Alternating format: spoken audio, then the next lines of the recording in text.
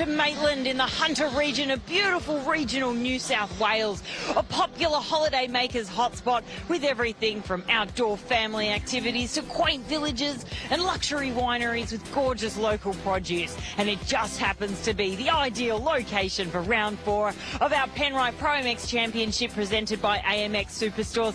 Hi, I'm Kate Peck, and with me now is 11-time motocross champion Lee Hogan. Hogs, I'm pretty happy to leave my gumboots at home for a sunny hard-packed track. Absolutely. It sure has been a wet start to the year. That weather is fantastic here. Track conditions, amazing.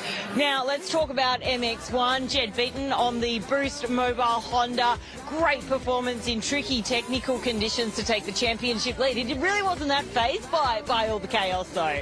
Wow, he just made that manic track look dry, and he was the only one. He could pick and choose his lines. It really looked quite easy for him out there on the track. Fantastic. Now, it was a pretty tough day for CDR Yamaha Monster Energy's Aaron Tanti, who started the round with the red plate but was relegated to P6 in the championship as he left. Yes, absolutely. So, Tanti, for me personally, he still looked really good out there on the track.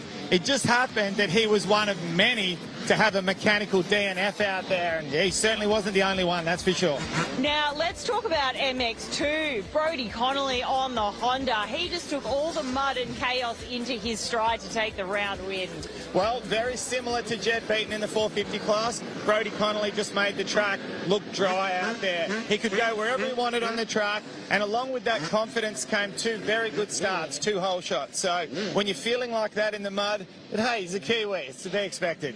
Now, on the KTM, Nathan Crawford, it's been a real series of up and downs for him. Moto 1 was a mechanical DNF, but he rebounded to take the win in Moto 2. Well, true, and that's been the story of his season so far. It's been either the most amazing of highs or the lowest of lows, and you've got to wonder where his mental state's at, but he just seems so strong mentally that no matter what you throw at him, he bounces back. Looking forward to seeing what he's got here for us. And finally, in MX3 on the gas, Byron Dennis, he brought home the bacon to take the championship lead in the class. He sure did. MX3, it's always the most exciting class out there with the juniors against the seniors, and to be honest, there hasn't been any rider in particular that's strung together the perfect season so far, but he come up with the goods at the last round. He's got that red plate, and from here on in, he plans on keeping it, that's for sure.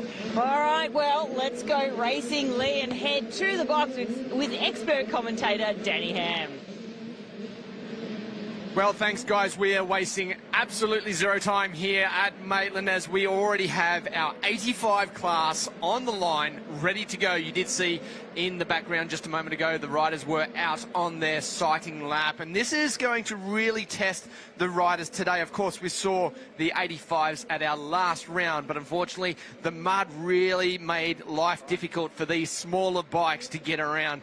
This will be their first true showing of what they can do here at a national level track. As we take a great glance across the track right now, it has been ripped up quite deep overnight. There's been a lot of water thrown down, and they are hoping that this will be enough to keep us through the rest of the day. As we look at our lineup now for the MX85, Lachlan Allen was the fastest guy out there early today, and also Seth Thomas, Heath Davey, Cooper Ford, Jack Nunn had a great race yesterday as well, and we expect to see some big things out of this class as we get set to get the first race of the day underway. Of course, the MX85 World Junior Motocross Qualifier as they are launched out of the gate very fast down into this first turn. Long sweeping left there. We'll pick these riders up as they come through. It's possibly the 35. Now there's 75 by the looks of it that has got themselves out nice and early. That is Cooper Ford.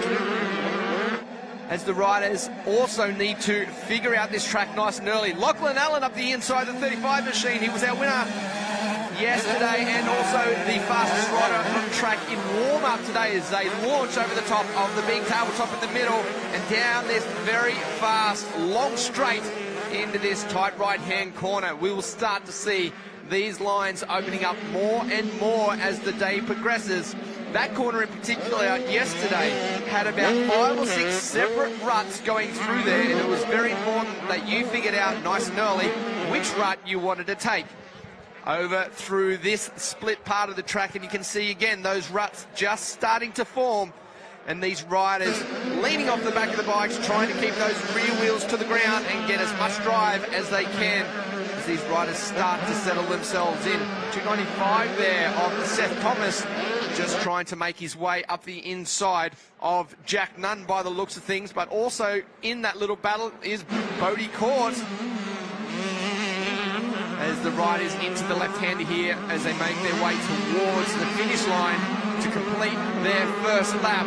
And Lee, back with us now, mate. What a start to the day. These little kids absolutely flying out there. Absolutely, Danny. Have a look at the track. Fantastic job by the club. The MX85 Moto2 whole shot, thanks to 100% goes to Cooper Ford. Very quick out of the gate was Cooper, and still sits there in second place, but he really needs to latch on to the back of Lachlan Allen. Now, Lee, the race distance for these young kids, 20 minutes. It's not something that these riders at a traditional race day for juniors would be used to. I'm sure leading into this, though, a lot of these kids who are taking it very seriously would have been out doing their practices, their motos, the full-length motos, to make sure that they were ready for this. But even still, when you're not doing it all the time, it is very hard to try and ride out 20 minutes at your full 100% race pace. Yeah, very true, Danny. And let's not forget, this is the qualifier for the World Junior Motocross Championships, where the duration for these races, 20 minutes plus a lap. So these kids need to get used to racing for 20 minutes plus a lap at this type of intensity on this type of track here. This is a national caliber track, and these kids are doing such a great job. Now, a lot of these kids would have spun some laps around this circuit. We just see off the side of the track was Jack Nunn, just a little bit too long on that jump. But he actually had made the pass around the outside through the corner. So all of that hard work has to be done again. This is where it really tests the mental strength of these young riders as well, to ensure that they are capable of keeping a cool head under these very tricky conditions. The 99 machine there coming under fire once again. Is that Cooper Bowman? I think, did I get that one right? Yeah, Cooper Bowman back there, the Yamaha. Absolutely blitzing around the outside was the 44 machine there of Bodie Court. Now, I tell you what, Danny, one of the things I'm really liking about the Maitland track that we're seeing this weekend is the split lanes. Now, we had some split lanes last year, but for this year, they've really made them where you cannot chop and change over. They're very, very distinctive, and they're really quite even. You can take outsides, insides, and we're seeing some really good passes being made during these parts of the track. It comes down to what the rider likes best. The outside there swings around and keeps the momentum coming into this left-hander much more, but you have to get each corner absolutely correct to make them work. If you don't, then the rider on the other side is going to have a massive advantage and can make the pass. As we see that lead stretching out by 2.2 seconds now for Lachlan Allen, who's actually out of shot quite a long ways. But the real battle here, still charging through for these four riders, third, fourth, fifth, and sixth place, is quite a heated battle.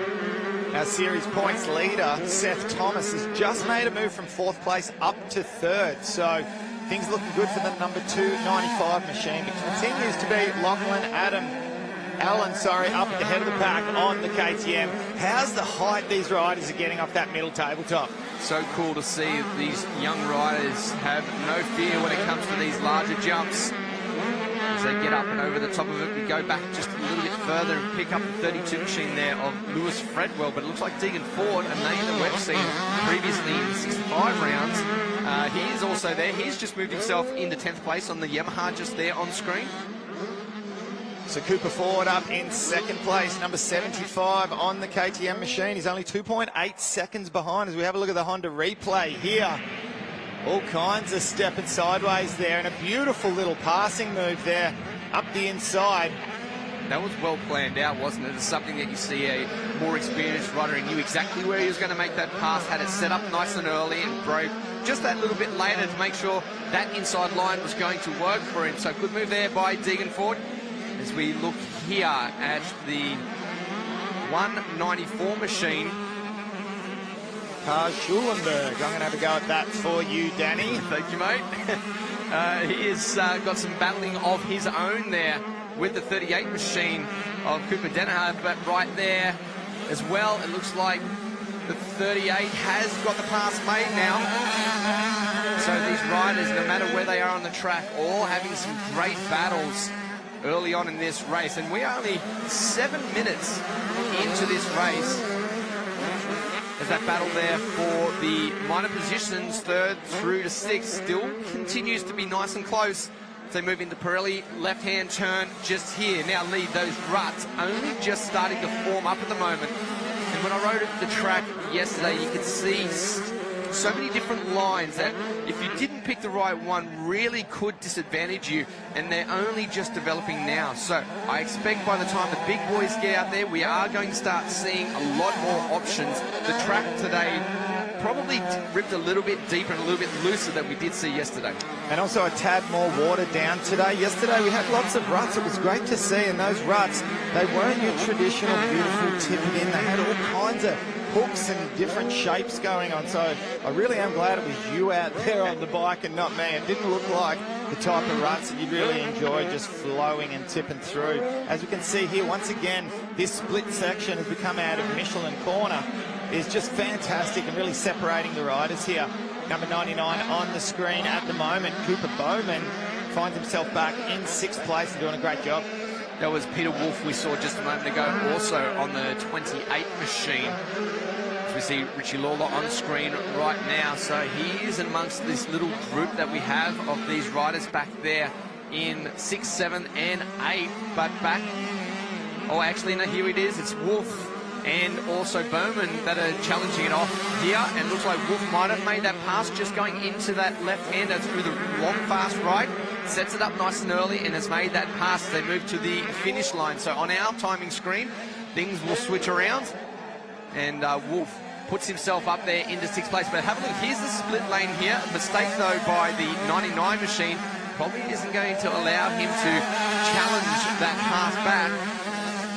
They move into the Honda left-hander here and across the mechanics area, and you can just see already, Lee, just how shiny that ground is and how hard pack it is. It's something that's really going to favour some of those riders that are much better in the hard pack surface conditions. And it really does make it quite tough for tyre selection, doesn't it? Just as we say that coming out of Pirelli turn there, whether you go for that softer style tyre or you go for a hard pack tyre, one thing I promise you, we'll be steering away from those paddle tyres here this weekend. Yeah, 0 paddle tyres will be on any of the bikes, but you're right, especially when we get later in the day, the hard pack tyre could be a great option. Now, I know there's a lot of riders out there, Lee, that don't particularly like the hard pack. They still will remain on that softer terrain tyre. Where is your mindset on a track like this? Where would you be leaning towards?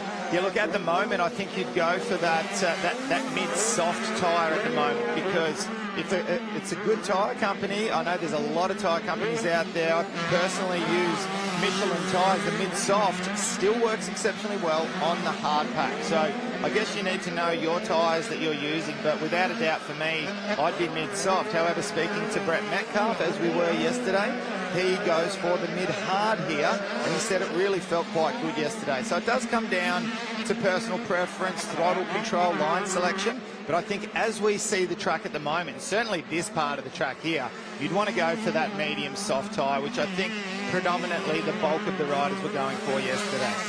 Cody caught on the 44 there. Looks like he may have been passed by the... I know that's 29 of Jack Nunn also in amongst that. So these guys have been battling it out for the entire race, actually. So it's certainly not over between them as they move through the AMX split lane into the right-hand part of it and across the start straight. You can see these acceleration bumps. Although they are not overly huge, they are sharp, and it is bouncing these riders around pretty early on in the race, and that's only going to get worse as the day progresses. Blasting through that left-hander, though, there. Very nice to see. Now, Danny, just touching on, as we mentioned earlier, great job by the Maitland District Motorcycle Club for their preparation for the track this weekend. Just wanted to touch on, you're a local boy yourself from not far down the road. Obviously, grew up with the parents in Thornton and live in Vacia. Did I pronounce that correct? So, yeah. So this whole Hunter region, this scene up here, so strong, Danny. Riders like yourself and, of course, your arch nemesis, Craig Anderson, who's here this weekend. for the 30th anniversary for Cydia Yamaha and Craig Duck. But so many riders, just to name a few, you know, the Stauffer family, Casey Stoner, there's so many riders that come from here, and the man himself, Chad Reed. Tell us about, you know, I guess growing up in this Hunter region and how strong motorcycling is. Well, I think it was simply that we all rode together. That's what brought us all along. For myself and Craig, we pushed ourselves through the junior ranks all the time, and there was a lot more riders that we don't see around anymore through our time. You know, they went their own ways. They found careers and did other things like that, but we had such a great group of riders, very competitive amongst us all, that really pushed us along. I think that's the key in any area that you look at. As long as you've got that nice bunch of riders that continue to push themselves along, you're going to produce those very fast riders. And it starts right here with this particular class in the 85s. Of course, the 65s is very much a development. The 85s is where the riders start to become serious and try to perfect their craft and really pick up those speeds as they move through the rest of their career. And let's not forget the selection of tracks around here. You've got Raymond Terrace, Lake Macquarie, Cessnock, Maitland here, of course, and even little Curry, where Chad Reed came from. You've got so many in such a very small area. Yeah, I will always say the Hunter area has produced a lot of good riders, and very grateful that we got the opportunity to race around here as we look at our lead rider, who is 5.6 seconds out in front. And looking the goods, here is second place. Oh, sorry, back to our leader, the 35 machine of Lachlan Allen. And you got a glance there just a second ago of how big that lead is. Look how strong he looks on the bike lead. Really flying through them corners nicely. Well, he come off a sensational victory yesterday, so if he continues where he is at the moment, he's staring down the barrel of 50 points, maximum points going into the third and final race of the day. And he's still right up there. He's not quite challenging Seth Thomas or even Cooper Ford for that likes for the overall series points lead. But you know what it's like, Danny, momentum. If you can get on a little bit of a run, get some wins under your belt, it tends to flow into more wins. And, you know, who knows where we could see from here. Into the Michelin left-hander here, which is the split section, the second part of the splits out of track through our point start. And there is Jack Nunn on the 29 machine, swinging off the back of that bike, trying to get as much drive as he can down.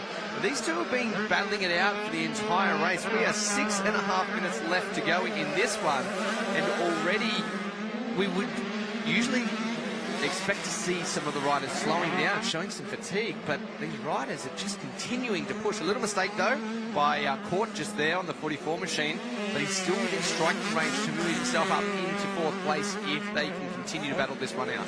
Well, you'd like to think, with especially our head of the pack, with our top 10 here, you would like to think these guys have been training their butts off leading into a race like this, you know, to get to showcase themselves on live TV. It's such a great opportunity for them, but they know that if they're going to go do the World Championships, they've got to do 20 minutes plus a lap. Likewise here at ProMX. So you'd have to think that during their midweek sessions, they're going to, find themselves a nice rough track. It's got a bunch of ruts, because they're coming across ruts that they normally wouldn't find on your weekend club event, right? And they're going to go out and punch out at least 25-minute motos. Try to add that 5 minutes of duration just to get that little bit more time that you can't replicate with midweek intensity. And it's a mental thing too, isn't it, Lee? You know yourself that getting towards the end of a long moto, you can easily talk yourself into saying, oh, I'm done, I'm spent. If you can do those extra 5 minutes like you just spoke of, then 20 minutes becomes a hell of a lot easier. Absolutely, and that's something that, you know, back in our day, 30 minutes plus 2 laps, wow, that was, you could quite often get close to making a 45-minute race. And you know what? Then, even if you fill your petrol tank to the very top, you could be running out of petrol by the end of your practice moto. You go a generation in front of us too, Lee, and then they'll say that we were wet little girls where they were doing their 40s, 45-minute motos as well, as we saw way back with Jeff Lees running out of fuel, exactly what you're talking about in those sand conditions over there. I think it was in Holland. But, I mean, I can't even fathom how difficult it must have been to do those 40 minutes plus laps way back then on those huge machines that they had. So tough. We've got 4.5 minutes left on the clock. MX85 Moto number 2. Lachlan Allen continues to lead, number 35 on the front of that machine, and he has taken maximum points here with 50 points if he stays where he is. Cooper Ford back in second place. Seth Thomas rounding out the top 3. Still a great ride from Jack Nunn and Bodie Court. There we see number 113, Richie Lawler, as he comes out of the auto light, left-hander. Once again, we must say a massive thank you to the New South Wales government for their support at this round. Joshua McCloskey there on screen, also in a little battle as they move their way down towards what is turn number 2 if you come off the start. There is the 75 machine a little bit further back, I believe, from there. Now, Danny was just about to say, now being your local event, normally we're out to dinners and everything all together, but no, you were back home with the family last night. Our host, Kate Peck, and myself to the local pub last night. We got to have dinner with the Fox crew as well as the AMX Superstores crew.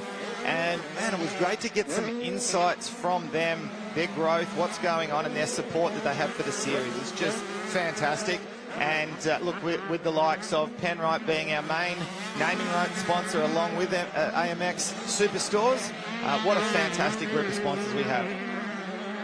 This series really going leaps and bounds at the moment, and continues to grow as we see this weekend. We do have the big screen here as well for the local fans that come out and watch the race. They'll get a chance to be able to see what's happening over the back part of the track, see what we see here on TV. So continues to grow, and it's great to see as we see Cooper Ford. I got it wrong before. 75, he's there in second place. Still a very strong second place, 4.1 seconds behind the leader. Now that has closed up just a little bit. It was about 5 or 6 seconds a lap or two ago, so whether it was a mistake by Allen out in front, or no, there we go, 5.6, just bounced again on our timing. So maybe just a small mistake by Allen out front, but still a very solid, strong ride there by the 75 machine of Cooper Ford in second place. Now, Danny, as you know as well as I do, it's interesting sometimes in the commentary box while we're doing the calls, we have random text messages come in. I just managed to get one from my old mechanic, Matt Skerritt, Boxy. A lot of people would remember him from back in the day. He was my mechanic from 96, 97, 98.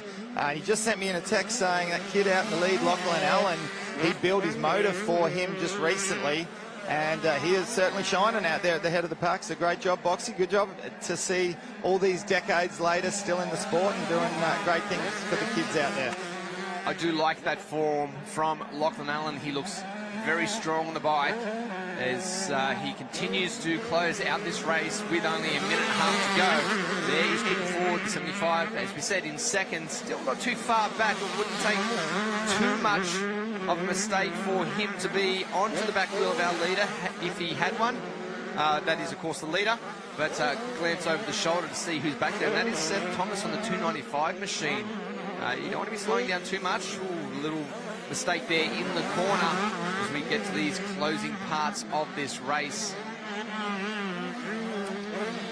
And Danny, while we explain to our viewers at home, those watching on our live stream at the moment, just a bit of an explanation as to why we've actually had 2 days of racing, some of the classes having race 1 yesterday. And of course, one of these classes is the MX85 class. Now, in this particular circumstance, it's purely based off the mud that we had at Wodonga. They were unable to race their second moto. So this, in effect, is a catch-up moto for them. But for MX3 and MX1, that comes all the way back to round 1 at Wonthaggi, where our day was cut short. And of course, it was only MX2 that got to get their one race ticked off on that day. So I guess we're playing a little bit of catch-up here. But just for everyone at home to understand, yesterday's moto does count for the overall for this weekend, all points accumulating towards that series overall. Lachlan Allen continues to lead this one out. He will collect the last lap board the next time around, and he has just posted his fastest lap of the race on the second last lap at 1:58.251. That is a clear 1 second faster than anyone else's fastest time in this race. So really putting the hammer down late in this one, showing the strength as a rider by this very young, skilled rider that we see on screen here. He puts a lap down one of our back markers here, going through the easy lift right-hand turn, and he does not look like he's slowing down at all. Just need to make mention that how good it is to watch these kids on the 85s do their thing and riding around a track that is so tough and almost out of their comfort zone. Have no doubt but as opposed to watching them try to negotiate their way through Wodonga and just survival for the bikes, which I think only about half the field managed to finish. So, you know, I remember watching a young Danny Ham on the Suzuki 85 111 jumping triples on indoor supercrosses. Some of the things that you kids, yourself, along with Ando, used to do was amazing, and it still amazes me. The power to weight ratio of an 85 and a 65 is up there with what the old 500 two-strokes used to be. Yeah, these bikes really sound good too, don't they? The way they get around here, so crisp. It's hard to beat that two-stroke sound. The older riders will appreciate that a lot as the last lap board does come out. Nice little scrub there for the last lap board too. He's feeling it. That's what I'm saying. The style of him is so strong right now. He is, you know, those elbows are up, the chest is forward, the head is over the cross brace, exactly the right style, and it hasn't changed from the start of the race. Another glance up there, he just took a look at his pit board as they go past the mechanics area. Nice standing up through that corner there, which will get a lot more ruts forming through the day. But the form of this rider is incredible to watch. He's got a big future. He does, and just watching that upper body as he gets to the ruts, and then when it gets a little bit hard pack, he moves his upper body a little bit side to side. There's really good weight distribution, and right there, just he really knows what he's doing. He's put a lot of time into that. I'd be very interested to know who his trainer is, who he's working alongside. It's very, very impressive out there watching this young man, Lachlan Allen, do his thing, and it's basically celebration time. Let's not celebrate too hard, though, because we've got another moto still to come, another full 20 minutes plus a lap. The track is going to deteriorate even more than what we're seeing at the moment. That lead now stretched out over that last lap. 9.4 seconds is the gap now. So a moment ago, or a couple of laps ago, we did see it come down to around about 4. So really pushing hard over these final parts of this race has extended that lead to almost 10 seconds. I wouldn't be surprised if by the end of it we do see that 10-second gap.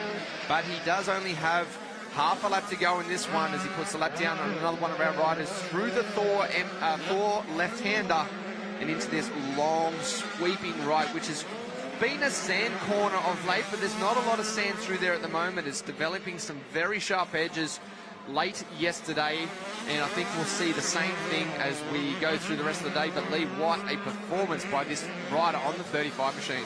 He's been unstoppable, has Lachlan Allen, so far this weekend. A win yesterday and starting off the day today with a win. A little bit of a fist pump and a nice whip there for the crowd, and he is pumped.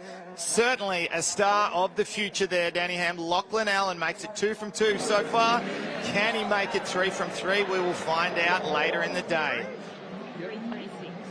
Cooper Ford has come across there in second place as the rest of the riders work their way towards the finish line. We should have our third place rider about to go up and over just then. That should be Seth Thomas on the 295. There's second place there of Cooper Ford. Breathing hard. Do you remember when that? Oh, no, I don't remember when you could just ride like that and not have a big breathing problem at the end of the race. I'm trying to scan my memory back to that. I'm struggling. I'm struggling to remember. So we see the crowd slowly starting to roll in. A couple of new vantage points for the crowds here at Maitland, which is great to see from this particular spot. Get to see the whole track. We take a look at the results for the 85 class. Moto number 2, of course. Moto 1 was done yesterday. Lachlan Allen up on top once again. Cooper Ford there in second place. Seth Thomas, Jack Nunn and Bodie Court round out your top 5. Richie Lawler, Peter Wolf there in 7th place. The list goes on. Just out of the top 10, Noah James there in 11th place, and Taj Schulenberg in 12th. Nailed it, mate. Nailed it. Very well done. But so looking forward to seeing another one of these races a little bit later. The track will have developed a fraction more, so these riders will certainly be tested when they do get to that position. And what a shot it is here to see all of the signage and the big trucks in the background. But let's head down to Kate, who has our winner.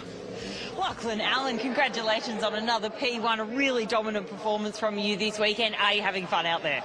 Yeah, heaps of fun. Yeah, the track is awesome. It's really grippy, and the ruts are starting to form up.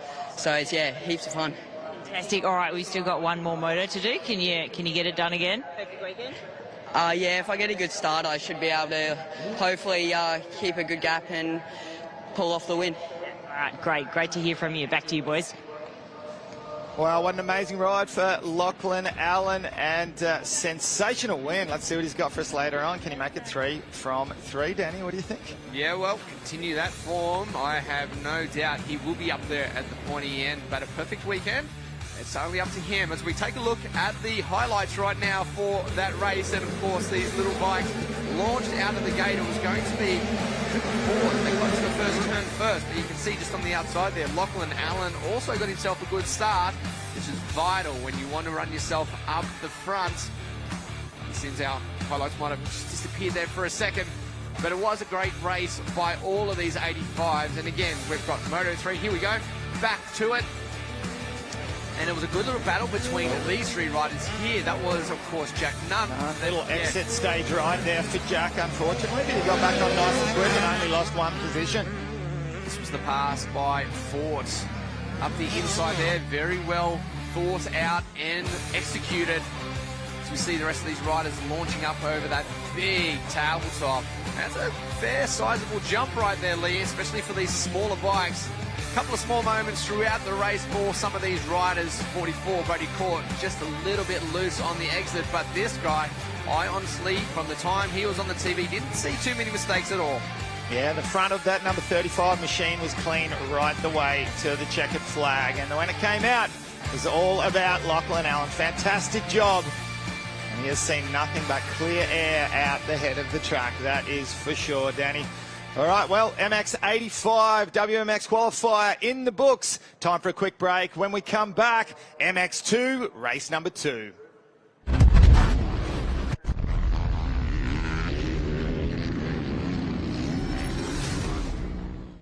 AMX Superstores are proud to present the 2023 ProMX season and are giving away a $1,000 shopping spree every ProMX round. That's 8 chances to win $1,000 to spend on all your favourite gear at AMX. To enter, simply purchase any product at AMX Superstores, either online, in-store or at the AMX pop-up shop at ProMX. Then scan the QR code and fill out the form to win. It's that easy. What are you waiting for? Rush in now to AMX for your chance to win. AMX Superstores, proudly supporting the 2023 ProMX series.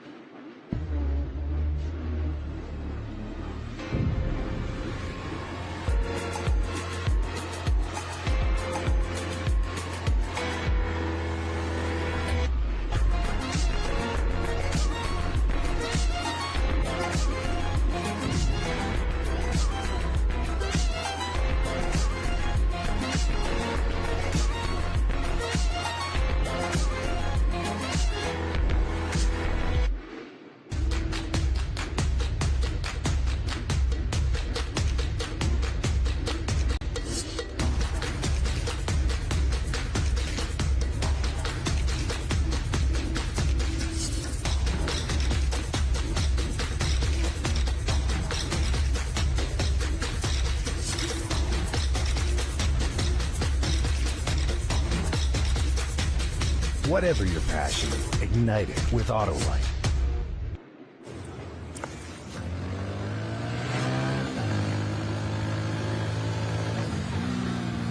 At this very moment, the rider is protected, but it only takes 0.03 seconds for the sneaker to burst, 0.6 seconds for the jeans to disintegrate. Then, like a human crayon, his flesh is shredded by the coarse bitumen.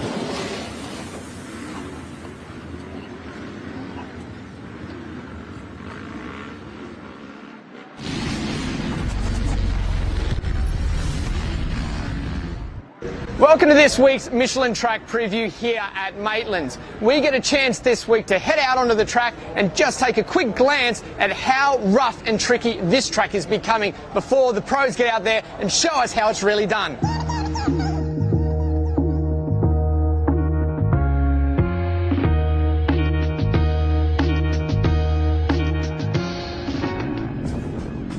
Laning off the finish line, we move into a S-bend that is traditionally an inside-to-inside corner, but for this round it has a brand new split lane, which is going to even things up quite a lot across the mechanics area and over this jump, and already you can see the ruts have started to form. And also look at those shadows. It is very difficult to see just how deep and rough all of these corners are becoming. Down into what is the second turn of the start line, we again find a whole bunch of ruts. You really have to be on your game to know exactly which rut you want to hit. Through a very slippery, hard pack part of the track and into this long sweeping right-hander before we hit a couple of our big jumps. Now this is one circuit of a couple that we'll see some proper hard pack surfaces for this series. Down this very long, very fast straight and into this right-hander with this jump up the inside to try and even things out. Just bouncing through these corners into a left-hander here that has 5 or 6 ruts formed up as I ride it, and we are lucky this week to finally get a track that has formed up a bit, so we get a good idea just exactly to see what these guys are going to be in for. Through another split section, across this right and into the long roller section. Now the riders don't have much time to get any momentum into these, so it becomes very difficult, and especially if you're feeling the arms just like I am right here, it is very hard to get through. Up and over this tabletop, again, long, fast right-hander. The sand here, very shallow, but look at that line just to the outside there. Very fast. If you can utilize that, you're going to have a massive advantage. And these ruts just aren't forming a nice, perfect arc. There is 3 or 4 stages through that last turn where you need to make those corners. Down towards the finish line, a little kick off this, and you have completed a lap here at Maitland.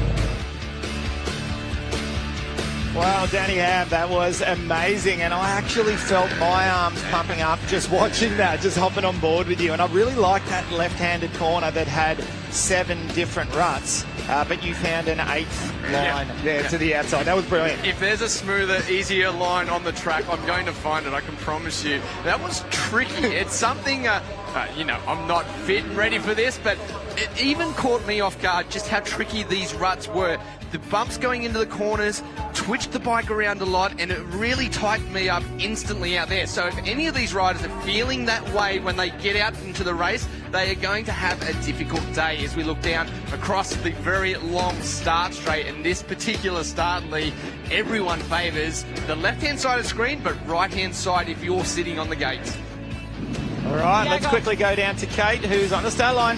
We've got Wilson Todd here, championship leader. Wilson, I know it's a bit noisy here, hopefully you can hear me, but how are you feeling? I know you're coming back from the stomach virus. I'm feeling alright, getting ready to go and see how we go. Okay, good luck at that. Yeah, so as Kate pointed out, Wilson Todd, our current championship points leader, got the red plate on the Honda CRF 250R there, coming back from a bit of a stomach bug. He's been fighting all kinds of ailments this year. Come back from, of course, some broken ribs at round 1. So trying to find a little bit of form here. Let's take a look at the Pirelli lineup. MX2, Moto number 1, Jesse Dobson, Reese Budd. The Serco boys were on fire yesterday in qualifying. Wilson, Todd, Crawford, Cosford with a good qualifying time as well. Ferguson and a few more. Barham, I expect to see some good things out of him as the track gets a little bit harder. Blake Fox up there, Minia a little bit further back than what we're expecting to usually see, so maybe he might have a bit of work ahead of him. But just touching on the Wilson Todd thing, he really has had everything thrown at him leading into all of these. However, he still managed to get some great points in this championship. Yes, of course, and let's not forget about Brody Connolly, his Honda teammate, who has also had glandular fever and all about sorts. So watch for the drop of the gate here. Moto number 1 with these guys not racing yesterday. Let's check them out as they head into this iconic turn 1. Wilson Todd, the big red number 1. Now, I tell you what, I'm stretched to imagine or think when the last whole shot didn't come from either Wilson Todd or Brody Connolly, as once again we find that number 1 machine at the head of the pack, but Brody Connolly way back in the pack at the moment. And also Crawford there, just in the middle of screen, the yellow striped gear. He is way back as well as we see that fantastic shot Nice and early there. That is Dobson there in second place. The 102 machine of Matt Moss in fourth on our time. In Caleb Barham with a good start as well. Crawford, the big hitter, is probably the only one that is a long way back. And Connolly, as you said, so a lot of work ahead.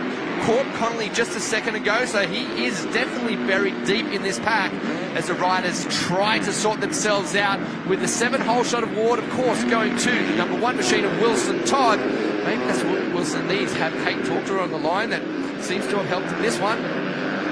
Well, Jesse Dobson, the first of the... 75. That's Cosford. Okay, 754, is it? Okay, let's just try to make sure, double check on that one. Number 16, Caleb Barham, finds himself in the top 3. Dobson. That was the slowest motion crash. It happened in 3 stages, didn't it? That's what we spoke about in that track preview. Those corners, especially that one, they're in stages, the left-hander. It's not just one nice big arc. There's little hooks, there's little straight parts, and it's difficult. Once you lose that balance, it's hard to try and regain it, as we see the 29 machine of Noah Ferguson up there as well. Great to see him with a good start. Let's see if he can continue that form we've seen in previous years, just how fast he can be. And right now he sits in a good position.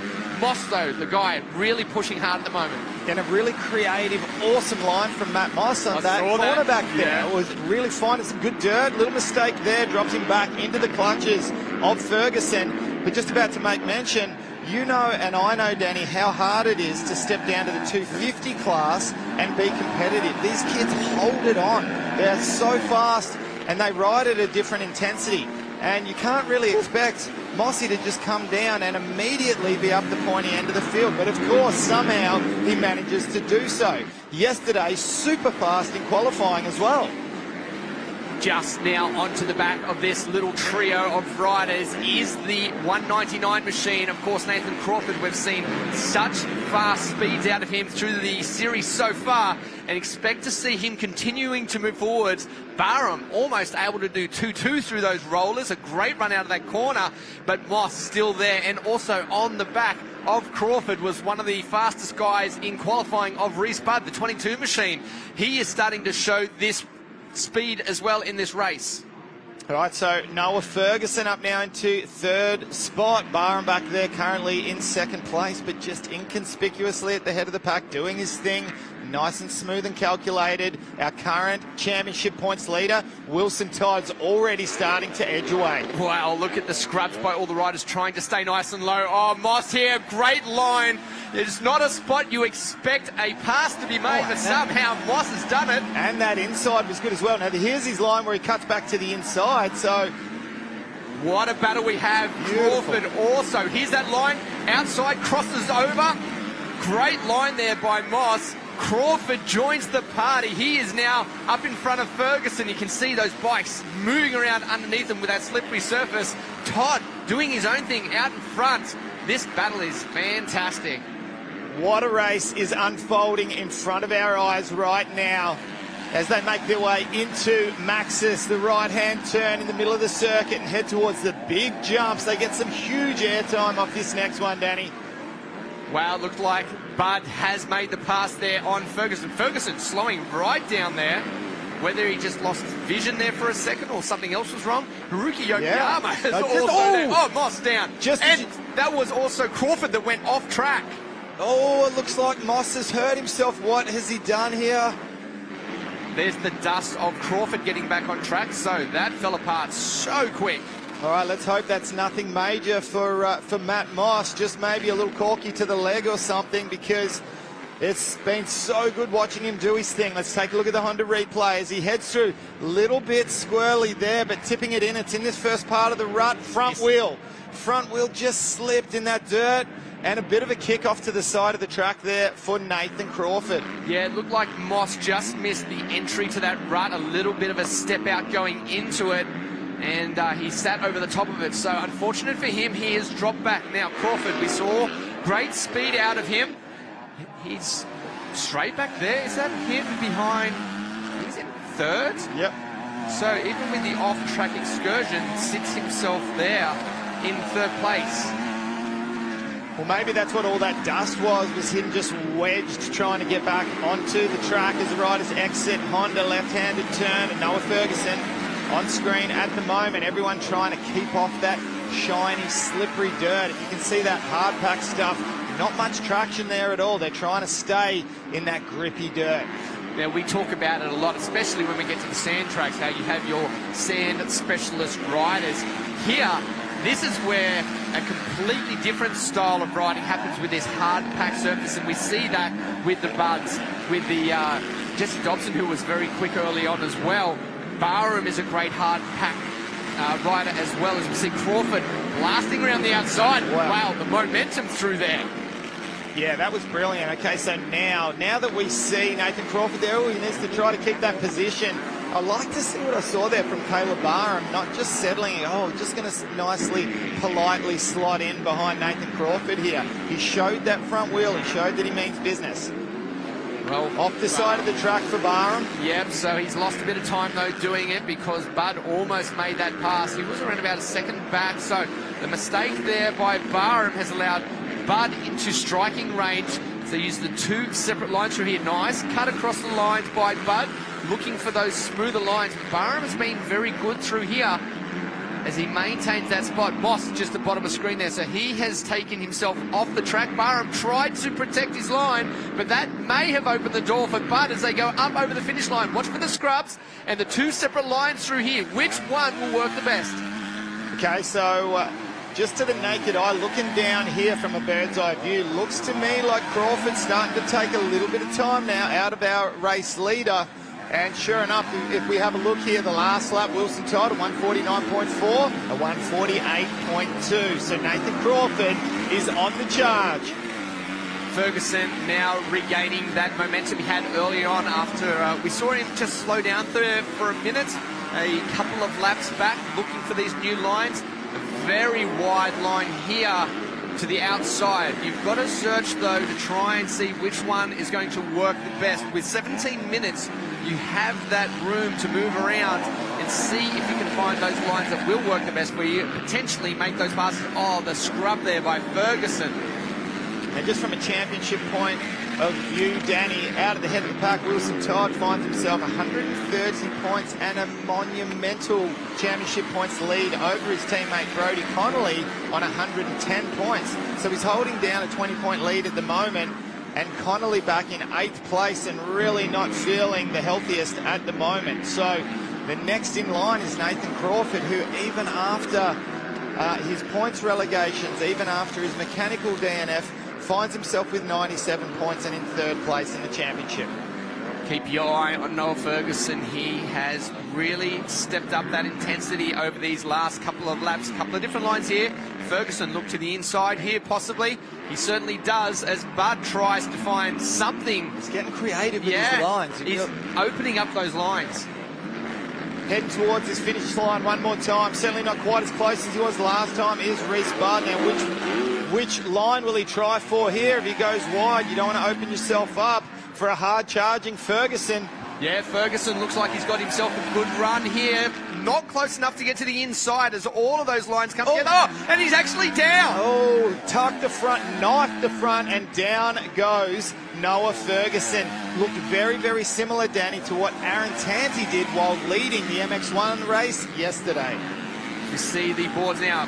P8 for Brodie Connolly. There he goes, just past the mechanics area just there. So he has moved himself up a few more positions as we go back to that fantastic battle that's been going on between these two riders of Bud and Barham. The 16 machine has held that position strong the entire race there in 3rd. Okay, look at this Honda replay. Keep your eye on the left. Ferguson tries to dive to the inside. He was not close enough, but he gets a little bit tucked up in that inside rut with nowhere to go. Vicious little crash there for Noah Ferguson, unfortunately, and we take our attention now back to Caleb Barham, who continues to be under siege from Reece Bud, who's got a couple of good lines coming together. Not sure if I'm a fan of that right side of the switchback there, even if you get it dialed. We saw with Matt Moss earlier on in the race, he nailed that section and still dropped a little bit of time. So I don't know what it is, whether it's a little bit further, but the line just not quite coming together. But it's this part of the track here where Reece Budd seems to have his act together. He seems to carry a bit more momentum going into the start of the corners. He always closes down that gap as they come into them. So maybe a dive to the inside, if he can be close enough. A dive down under brakes somewhere as you see him dropping that head down, trying to avoid that roost onto the goggles and keep some clear vision. Follows the lines through here this time around. He's not close enough to try and make anything. Oh, but a mistake though by Barham coming out of there. Should allow Budd to be right onto it. Potentially before these big tabletops, Budd has been very quick going into that long right-hander. He may get close enough to put something together as they go into there. Now, Danny, just keeping a little bit of an eye on our seesawing battle at the head of the pack, where we still see a 4-second gap between Wilson Todd and Nathan Crawford, and that is because Todd has bounced back with the faster time. He got it down to the 148s the last time around, where Nathan Crawford dropped back to the 49. So we'll watch this space and see how that plays out, because we have still got over 13 minutes plus a lap here for Moto number 1 of the MX2, brought to you by Pirelli. Tear off being pulled by Budd, the 22 machine, blue bike on screen, trying to keep that vision nice and clear. Only so many times you can do that before you run out, especially, Barham! And Budd had nowhere to go. Very evasive action there from Reece Budd. It could have quite easily brought down the Serco Yamaha rider as well. And I was just about to make mention, Danny, such a distinctive, hard-charging style from Reece Budd, isn't there? And it's mainly in the elbows and the shoulders that you very rarely see him in any form of a relaxed position. It takes a lot of energy, but when he's on, it just looks fantastic, doesn't it? It does. He is super strong on that bike, and he will ride it to the checkered flag. But this is what I was speaking about earlier. Keep an eye on Barham here. The back end twitching through these bumps, gives a little kick, and then the rut did all the damage after that. It's something I noticed when I rode the track yesterday. Although it wasn't a difficult track, the ruts, the entries into them, and the twitching of the bike coming into them really unsettled you as you entered into the rut. So take a little bit of extra time to make sure you planted yourself nice and early. Otherwise, these kind of things happen. Now, Danny, I don't know if you saw in the background there, take a look, the orange creeping up.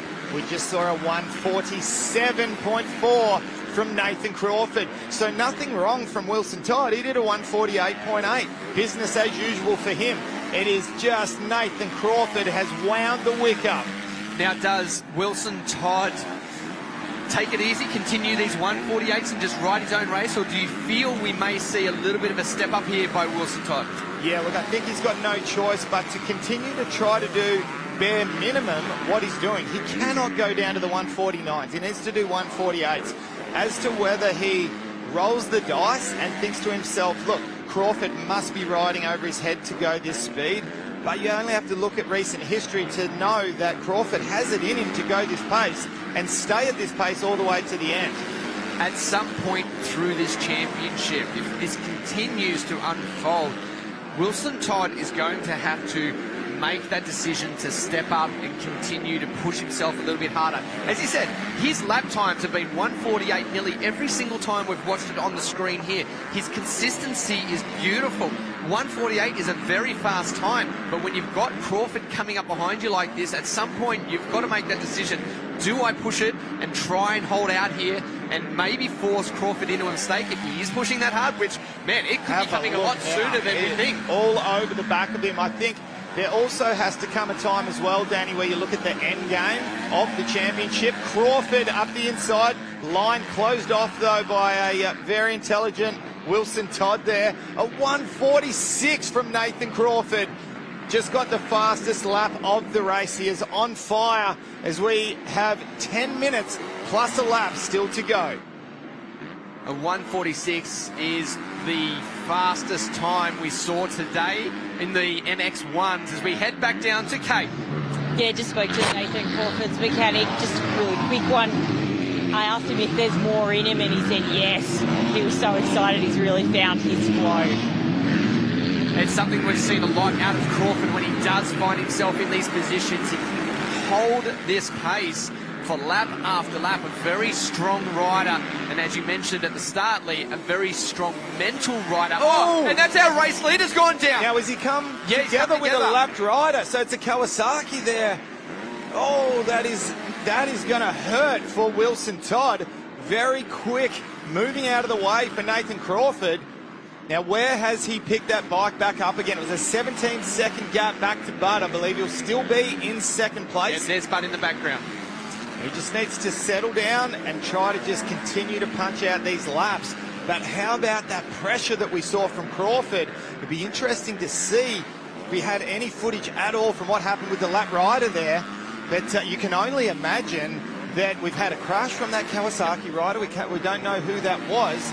And just Wilson Todd nowhere to go. Yeah, once you're locked into that rut, you have nowhere to go. And I feel it's the same place we just saw Barham crash. I reckon we've seen a very similar circumstance, maybe from the lap rider in front. And then, as you said, once locked into that line, you had nowhere to go. And it's all happened so quick in front of Wilson Todd. The Kaiser rider 36, Zane McIntosh, crashed turn 8. So that was our rider, Zane, young rider out of Victoria, who has been around for a long time. Great young rider. Still good points, though, for Wilson Todd here in second place. So, as you said, let's close this race out now. Just do your own thing. You've got a big gap still over the next rider in Reese Budd. It's almost, 8 seconds back behind him, or 9 seconds or so.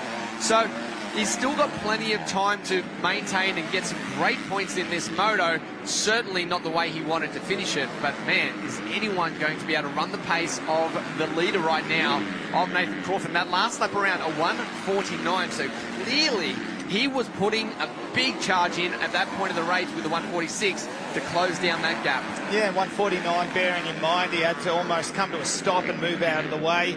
So, look, it'll be good to see what he starts to put down now that he gets into a little bit of a rhythm. We're in that part of the race where you're coming across lapped riders, and a lot of the lapped riders are half-decent riders at this stage. So that is how fast our leaders are coming through. So the gap continues to be, we've got 11 seconds now. So it's stretching out every moment here between Crawford and Todd. But it's the gap between Wilson Todd and Reese Budd that will be interesting, and that's staying around 6 seconds at the moment. So can Reese Budd, after his super fast qualifying time, can he try to reel in the number 1 plate of Wilson Todd, try to take even more points away from that championship points leader? Great battle we had just on screen a moment ago. Just behind this rider was the 386 bike, the Kawasaki of Haruki Yokoyama. He sits there in 4th place, so a fantastic ride by him. He'll be coming up to the finish line just a moment. And there was also the 62 machine of Ryan Alexanderson. There they go, just up and over the finish line right now. So, Alexanderson, a rider we saw in MX3 last year. Oh, this is that... See the Oaks AMX on the front there, number 50. So that's Krebs, I believe. Let's try to find him on our list here. I believe that's Braden Krebs. Has gone down. Looks to have given himself just a little bit of mischief there. And that's in that very tricky place. Is that where Matt Moss went down? Yeah, that's just across in front of the mechanics area. So, yes, as I was saying, Haruki Yokoyama, a rider we haven't seen a lot of this year, battled some injury at the start of the season, now obviously showing some form once again. But Ryan Alexanderson, a guy that we saw in MX3, stepped up into the MX2. We expected some big things out of him. Finally, we're seeing him where we expected him to be. He's made that pass now. He sits in 4th place. A great ride by the 62 machine. There is the 386. Yeah, fantastic ride both from Alexanderson and from Haruki Yokoyama on a super tough track. The Japanese rider on board the Empire Kawasaki. Great to be up there in the top 5. Another rider who we need to give props to as well, Liam Andrews, on board the Spectro Elliott Brothers privateer Honda machine there in 9th place. He's had quite a few impressive results and edged up towards the top 5 a couple of times as well. There's a couple of riders we'd be expecting more of. Jesse Dobson back there in 13th, of course. We saw his qualifying speed, but that very slow motion crash in the early stages of the race. He has only been able to get his way up to 13th place, and 1 spot ahead of him, Caden Minia, who has just been relegated back a spot by Dobson. So back to 13th for Minia after his top 3 at the last round. There's some more of the riders just a little bit further back in the field. There goes 62 of Alexanderson and Haruki Okiyama.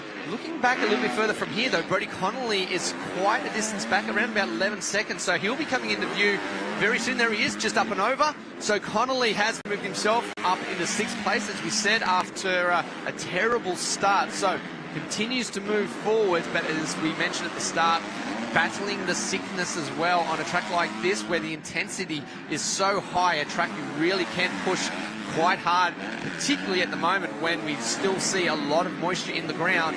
That will be really testing his fitness with that sickness, as we see Todd through the right-hander, the easy lift right-hander here, into the left. Again, the area that claimed him, as we expect with the lapped rider, still in second, and picking up those valuable points in the championship. That's exactly correct, Danny. Valuable points in the championship, especially when you're not feeling 100%. Both the Honda guys coming into this round a little bit under the weather. But I guess if you're not feeling the best way to tackle the race is to go get the whole shot, right? So he ticked off that first box, and then unfortunately coming together with another rider. But it's all about Nathan Crawford at the moment. He's got a 12-second lead.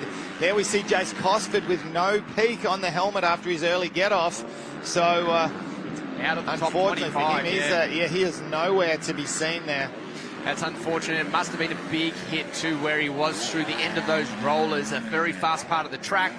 Possibly going again into those ruts, into that left-hander, maybe just bringing him unstuck, as we have only got 3 minutes left to go in this one, as Todd through the Blue Crew right-hander and into the Honda left before they go across the mechanics area. But this guy here, he is going to be very difficult to stop today if he continues to ride like this. Through the Pirelli left, the 199 machine, Nathan Crawford, factory KTM, continues to try and knock back that points deficit that he continually sees himself being challenged at, as you would think, Lee. He has shown so much speed, he has got himself some great results, but as we said, the last round, that bike failure for him again really put a dent in it, but mental strength continues to come up here and put these great results in. Yeah, I think even in his own words, he came into the series with, I guess, too much of a head of steam. You know, like I think he attacked the start of the series a little bit sort of too hard and then had to kind of reset. And he looked like he was on track, and then unfortunate. Look, I mean, there were so many people that had mechanical DNFs at Wodonga, but that just, any momentum that he had, it just halted it. He had to come out and did what he did, of course, won the next moto, but it's just, you could not get more of an up and down. We see back there in 11th place, Jesse Dobson trying to make a little bit of a charge here towards the head of the pack, and really does need to be up there well into the top 10. Well, was our top qualifier yesterday on this track, and with the start he had, we thought we might see him up there really pushing for those top 3 places, but unfortunately an early crash, a very unfortunate, a simple mistake, just lost the front wheel and then continued to try and battle it through the rest of that corner, but just couldn't quite grab it before it did tip him over, puts him a long way back here. This type of rider, though, I think we may see a rebound in Moto number 2, certainly has the pace. You see the 86 machine there, Regan Taylor, yeah, so we see some great speed out of him every now and then. Once again, a good result in this one. Yeah, no, Danny, there's good and bad times to crash. You never want to crash, but if there was a time to not want to crash, it's the early stages of a race. You crash in the first lap or two and you lose a lot of spots. You crash in the first turn, you're basically starting from last. And that's what we saw from Jesse Dobson there. A very early race crash, just dropped him so far to the back of the pack. Caden Minier, the 66 machine, back there behind Reed Taylor, just up over the finish line into these 2 switchback corners. He's on the lower side of screen right there as they go into the area before the mechanics.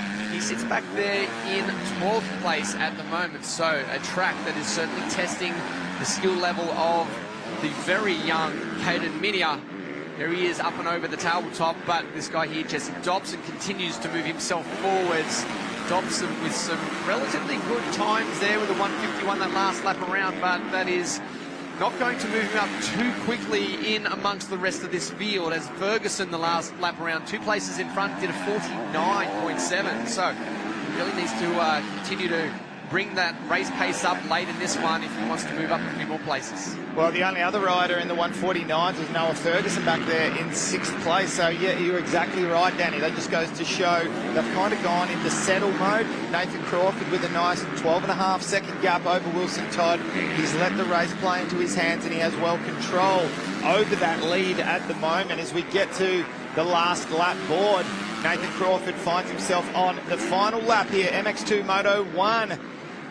And what a race it has been for him. He didn't start with the whole shot, he had to work for it. But when it counted, he found himself at the pointy end of the field. Hayden Smith there, the 55 machine. He is back a little bit further. He sits back there in 19th place at the moment. Bounce back to our leader through the middle part of the track, up over these big tabletops. Nice little scrub there. He's feeling it right now. He is. Has nice little scrub there, but also just showing that sun plug to the left side of the field there. You know, it's good when you're watching Nathan Crawford and he is on. He just makes it look so easy. The first part of the corner is where he gains his momentum. He doesn't stay on those brakes too long coming into the corners, and it just looks nice and smooth. And I think also one of his biggest strengths is the ability to be able to chop and change lines, move 5 centimetres this way, that way, because on a track like this, that can keep you out of the shiny, hard pack, bumpy stuff, and put you into some nice grippy dirt. It'll be interesting to hear maybe from Crawford. It's just how this track is forming up. Visually to us, it doesn't look like it's got the ruts that we saw yesterday, which may mean that there's not quite as many lines. However, from our view, from their view, could be completely different. So takes a quick look over at the crowd, actually, Nathan Crawford, as he moves his way towards the finish line. He will complete a very strong opening race for the day. Moto #1 winner for the MX2 goes to the factory KTM rider of Nathan Crawford as he continues his winning ways. Not far away from coming through as he makes his way through that final turn. Now we see that red front plate coming through is Wilson Todd. He will score valuable points back there in 2nd place. And of course, Reese Budd, the Serco Yamaha rider, after such a strong qualifying session, holds on to a top 3, which is still a fantastic ride and some great points. Yeah, good to see Bud up there with a good result. These are the kinds of things he needs to continue that momentum moving forwards. It took a little while last year before we saw Bud collect his win, but we knew it was coming, and with these kind of performances, this is what we like to see. Bud returning to that form where he can potentially go out there and win these races once again. It's not far off, I'm sure. Ryan Alexanderson back there in 4th place. He's got to be stoked with that. His best ever MX2 race, and starting to show his potential that we saw when he was on fire last year in MX3. Yeah, that was a good, solid effort there by Ryan Alexanderson. We take a look at the Pirelli MX2 Moto #1 results. Of course, Nathan Crawford, the KTM rider, leads them all home in front of Wilson Todd, Reese Budd, Ryan Alexanderson with that best performance. Haruki Akiyama with also a fantastic 5th place in this one. Great ride from Haruki. Noah Ferguson in 6th. Brody Connolly next through. Out of our top 10, Caden Minia, Reed Taylor, Hugh McKay, Ryan Fitzpatrick. We got a glance at Fitzpatrick there. Another good result. Blake Fox back there in 16th, so a little bit further back for him. As we see Cosford, a rider we did see quite a bit in previous rounds. He's back there in 23rd after that big crash early in the moto. Matt Moss down there at the bottom in 40th. Unfortunately for him, let's hope he comes back in the next race. Let's go down to Kate. In P1 on the KTM, Nathan Crawford, after a bit of an average start, you really found your flow out there. Yeah, that start was terrible. Yeah, just not actually sure what happened there. I'll have to go back and try and figure it out. But yeah, just charged hard on the first lap. Man, it was honestly, it was chaos out there on the first lap. I actually just quickly wanted to apologise to Jace. I'm pretty sure we come together on the first lap and he went down. So look, I'm happy to get the win. We still got another moto to go, and I felt pretty good out there. The bike was handling good, and hopefully we can just back it up in the next moto. And how is the track forming up out there? Yeah, it's just polished, like right before the up ramps, super greasy, and actually it was quite sketchy out there. So it just makes for a technical racetrack, really. You got to be hitting your marks and on the ball the whole time. So can't really switch off out there. But yeah, happy with the moto. Good luck in the next one. Thank you. Well, what a race from Nathan Crawford. As he said, very greasy out there, but it suits his riding style. Throttle control, line selection, making it look easy. very important to make sure you are a technical rider on a surface like this. We take a look at the highlights. We see the riders launched out in the middle of the screen there. There was Brody Connolly. He was back a little bit. Ricky Yogyamp almost got his signature pole shot there, but just back a little bit. He dropped back a few places behind Bud, so there he is in 6th. So he had some work ahead of him, but of course it was the number 1 machine, Wilson Todd, that would come away in lead. There was this slow motion. It was started from about 20 metres back. That front just started tucking and foot dab after foot dab and couldn't get it. And there we go, the Matt Moss crash. Let's keep our fingers crossed that he is okay. Bud and Barham, sorry, nice there. Little battle there between the two Bs. Yeah, Bud and Barham continued that until this big moment by Barham. Unfortunate for him, he really was riding well. He came across in the 38th on our scoring. Another mistake similar was Ferguson. These ruts caught out quite a lot of riders on the entry. So many crashes from a knifing of the front end, and we didn't get to see that one. We can only imagine probably a similar cause and effect, I dare say. And a good rebound there for Wilson Todd to hold on to 2nd place, but it was all about this guy right here. Todd continued to push his way to the checkered flag. He did pick up valuable points there in 2nd, but Crawford is in a league of his own at the moment as he knocks down yet another win in this series.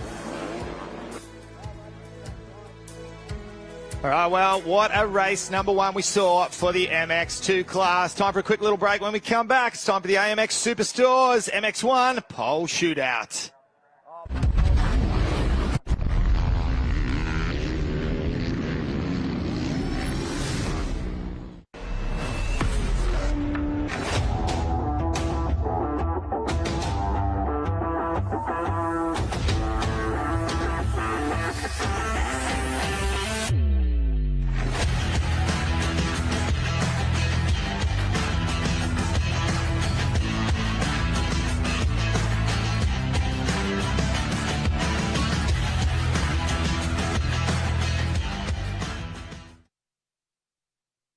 I don't love new things.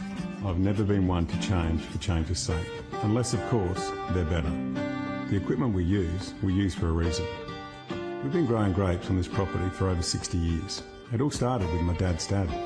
When we buy anything new around here, we want what we know works. The new Kawasaki Stockman is a good thing made even better.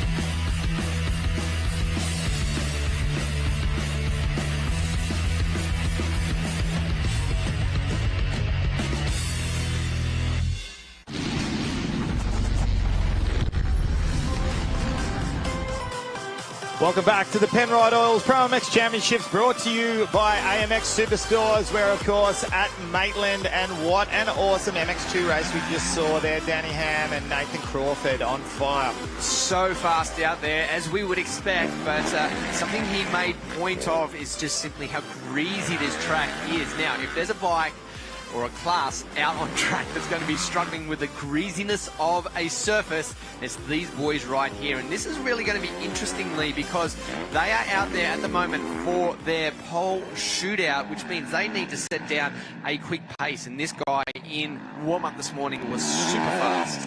Exceptionally fast, and yesterday looked really good. He was leading the MX1 Moto 1 when he had a little bit of a knife of the front end, like a couple of the crashes we just saw in MX2. So many of them are because of the knifing of the front end. That's what we saw. It brought Aaron Tanti unstuck when he was starting to come under siege from Dean Ferris. So will we see, front end once again? So the AMX Superstores pole shootout is underway. You can see up in the top corner there, the 6.5 minutes left to go in this one. So they only get 8 minutes. So essentially they have a sight lap to go out, learn the track. Then they need to put down some sprint laps, and they'll do it either two ways. They'll either go out there and knock down lap after lap and just try to improve the times every single time, or they will go do one blitzing lap, take it easy on the next one, learn some lines again, and then have one more shot at trying to set the fastest time. This here is for the riders to pick their gate on the start line. The top 10 riders, quickest in qualifying, go back out there and re-qualify to get their gate pick for today. And on screen, Aaron Tanti was the fastest with a 154 that last time around. That is nowhere near their race times. No, and it's interesting, you just made mention, Danny, as to how these riders tackle mentally trying to get their best lap time. And I think it comes down to how you're feeling. If you're on fire, if you're just booming with confidence like Ferris is at the moment, and to a point, the two CDR Yamaha boys, you kind of just go out there and string lap after lap because you know that within a few, you're going to get yourself your desired time. If you're struggling to find form, sometimes you need to pause, reload, give it another hit out. And, you know, once again, it just depends on how you're feeling at the moment. But watching these guys, both Tanti and at the moment on screen, Luke Clout carrying that number 4, both looking exceptionally good. And we know from Clout over the years that he just loves this type of surface, this hard pack stuff. And you only have to look back a couple of years to our shortened Penrite Oils ProMX Championships brought to you by AMX Superstores, where he wrapped up the championship here at Maitland. So he's got a soft spot for this place here. We are fortunate enough here in our little booth, Lee, to be able to see the split times. And right now, the guy on screen is absolutely flying. However, Webster, just behind him, and I'm sure he's getting a tow, has also put in a quick second sector and currently sits like he may move into the number 1 position. So all of these boys on this lap are really stringing it together. Third at the moment is Beaton, so he also is looking like he's on a flyer, sits there in 6th at the moment on our leaderboard. But how will this one close out for Clout? The Clout's looking exceptionally fast through there, and 2 corners ago he carried so much corner speed. So let's have a look, and he goes to the top with a 144.0. Webster, you called it. Call of the day so far, Danny. Cole Webster, 143.3. You are on the money. That is the fastest times we've seen out of anyone over this entire weekend.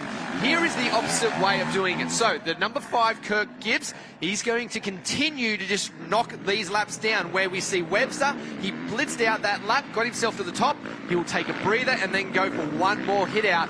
Gibbs will just continue to roll around and pick up those lap times. Now, Danny, someone that really struggled yesterday and had a massive championship points lead in this MX1 class was Jed Beaton, who his points lead has diminished right the way down, and we are seeing him up in 2nd fastest at the moment. So have we seen Jed Beaton wake up on the other side of the bed today, perhaps? Even in the warm-up this morning, he was up the top of the times as well. So good to see that there is a bounce back.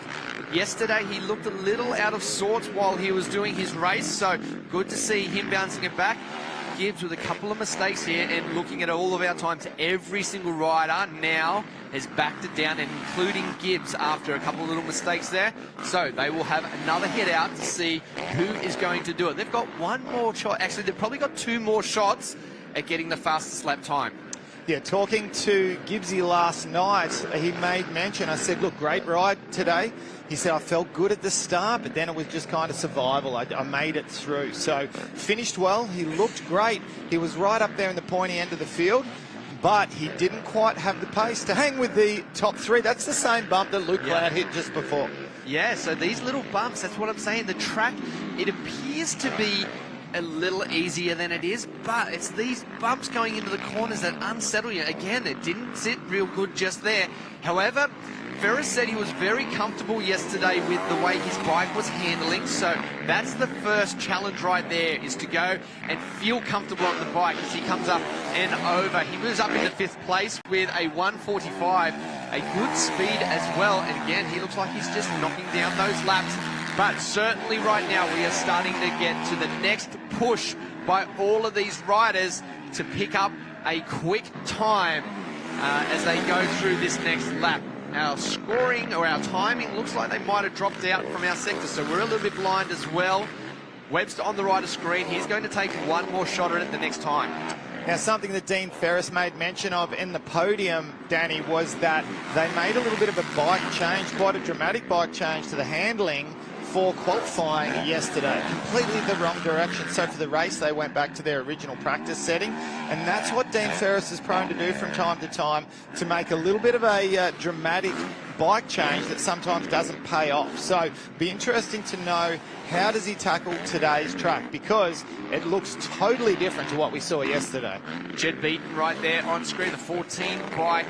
He is looking very quick on this particular lap, certainly putting in some quick times, and finally we get some knowledge again onto our lap scoring, and he is 0.3 quicker than anyone in the first sector. So right now he is on a flyer, and potentially with these kind of sector times could move to the top of the leaderboard. Well, he just looks like a different rider to what we saw yesterday, and I guess the extra moisture in the ground, his lines seem to be coming together, that front just pushing ever so slightly through the corner there. And once again, not a huge fan of that line through the split section, but he's made it work exceptionally well, and he looks to be on a flyer at the moment. Well, he was on a flyer, but that second sector is put 0.9 slower, so whether he can close this one out, we're unsure.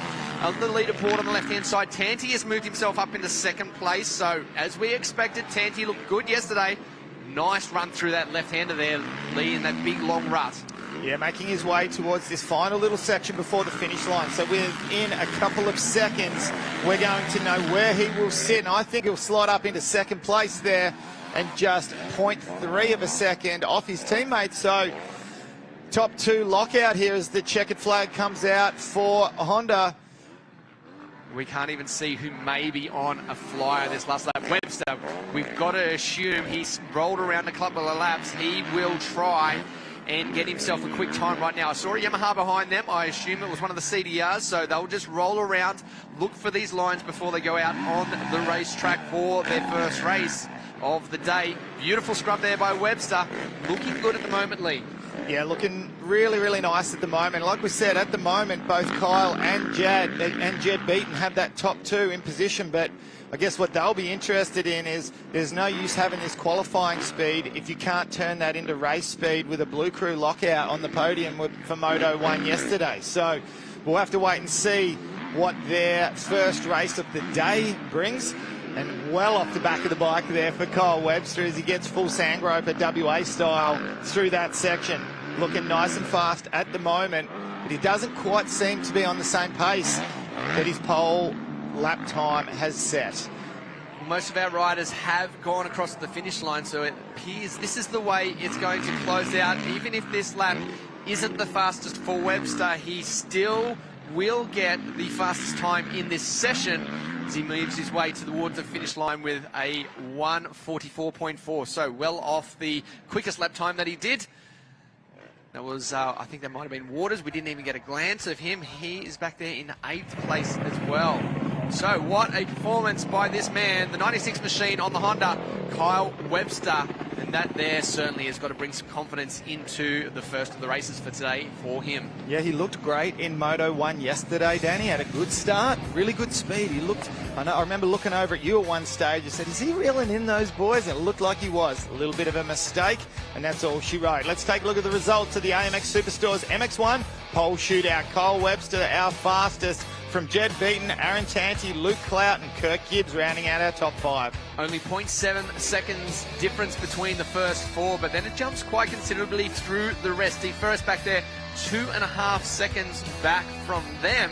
Now, we've seen Ferris do this before. We've seen him not qualify so great with a lap time. However, when it comes race time, things turn around. So expect that from any of our top 10 riders. All right, let's go down to Kate.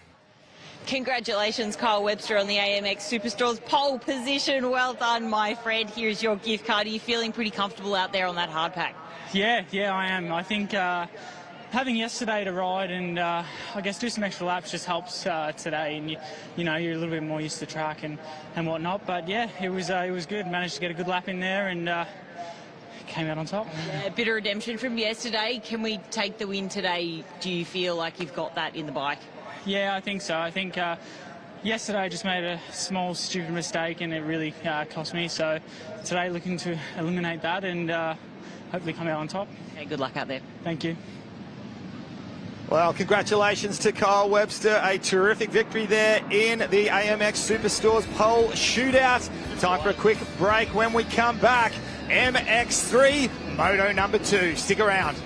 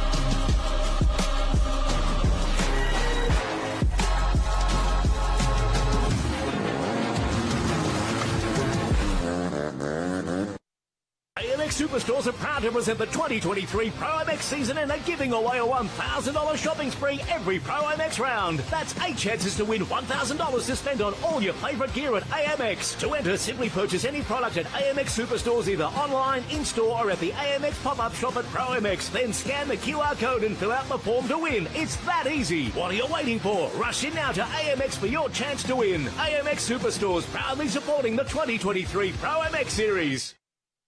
Is that it? Yep, I think that's everything. Whether you're heading off past Bonnie Doon, it's nothing like getting back to nature. Rounding up the girls on the farm. Come on, girl. Come back here. Exploring waterways with mates. Thanks, driving. Working on your dream approach. Now just gently press down the accelerator. Gotcha. Kick-starting your motorcycle obsession. Living your wildest adventure. Racing each other through single track. Hi, Dad. What's for dinner? Or bringing that trophy catch back for the crew. Hey guys, hope you're hungry. There's no better feeling than sharing it with mates on a Yamaha. United by Yamaha.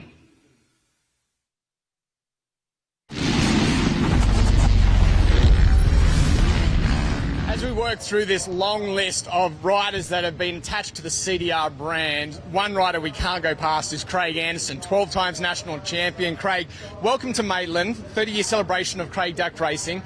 Tell us a little bit about your time at Craig Dack. Yeah, it's awesome to be here. Always great to be at ProMX. I rode for Craig Dack 98, 99. Was your teammate 98. And first year of the 400, which was a big thing, you know. It was the first four-stroke really to ride sort of supercross or motocross. in a long time, and we end up going 1-2 at Geelong for the first round of Thumpernats, which I guess for Yamaha was a really, really big thing, and for Craig Dack. So, I mean, the racing that I done with Dacker was really good. He definitely taught me how to toughen up and make stuff happen. So yeah, it was an honour to ride for him. He's one of my idols growing up, watching him race for many years, and getting to ride for him was great. Now, we've both been around for quite a long time. As you said, 98 was when we were back with him. We've seen this team evolve to what it is today. Compared to what we were, how do you see things have changed around here? Well, the truck that we rode out would have probably fit right in here.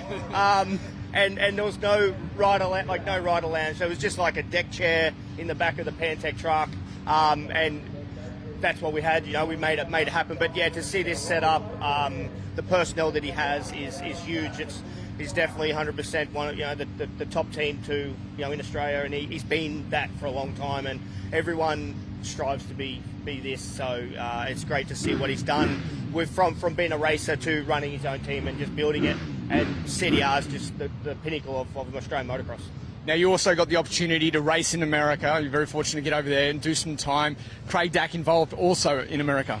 Yes, Dacker, after signing Chad in 02, spoke to me at the end of 02, wanted me to ride for Yamaha 303. So it was great, actually. It made the transition a little easier, having a familiar face in around the team, and made it just slip in there easy. It was great, and it was just him just showing his knowledge of world motocross. He'd raced in Europe, he'd raced in America, he'd done a lot of stuff as a racer, and then as a team manager, he was great to ride for, and solid. Everything was just like just time, everything was just done really nice, and it makes it easier for a rider when everything's in line. So. Well, mate, great to have a chat with you here on the 30th anniversary for Craig Dack Racing at Maitland. I hope you enjoy the weekend. Thank you. Hope everyone enjoys the day, and I look for good racing. Well, Danny, what a great catch-up there with Craig Anderson, absolute icon of the sport of Australian motocross, and for me personally, one of my arch rivals for many years, likewise with you, Danny.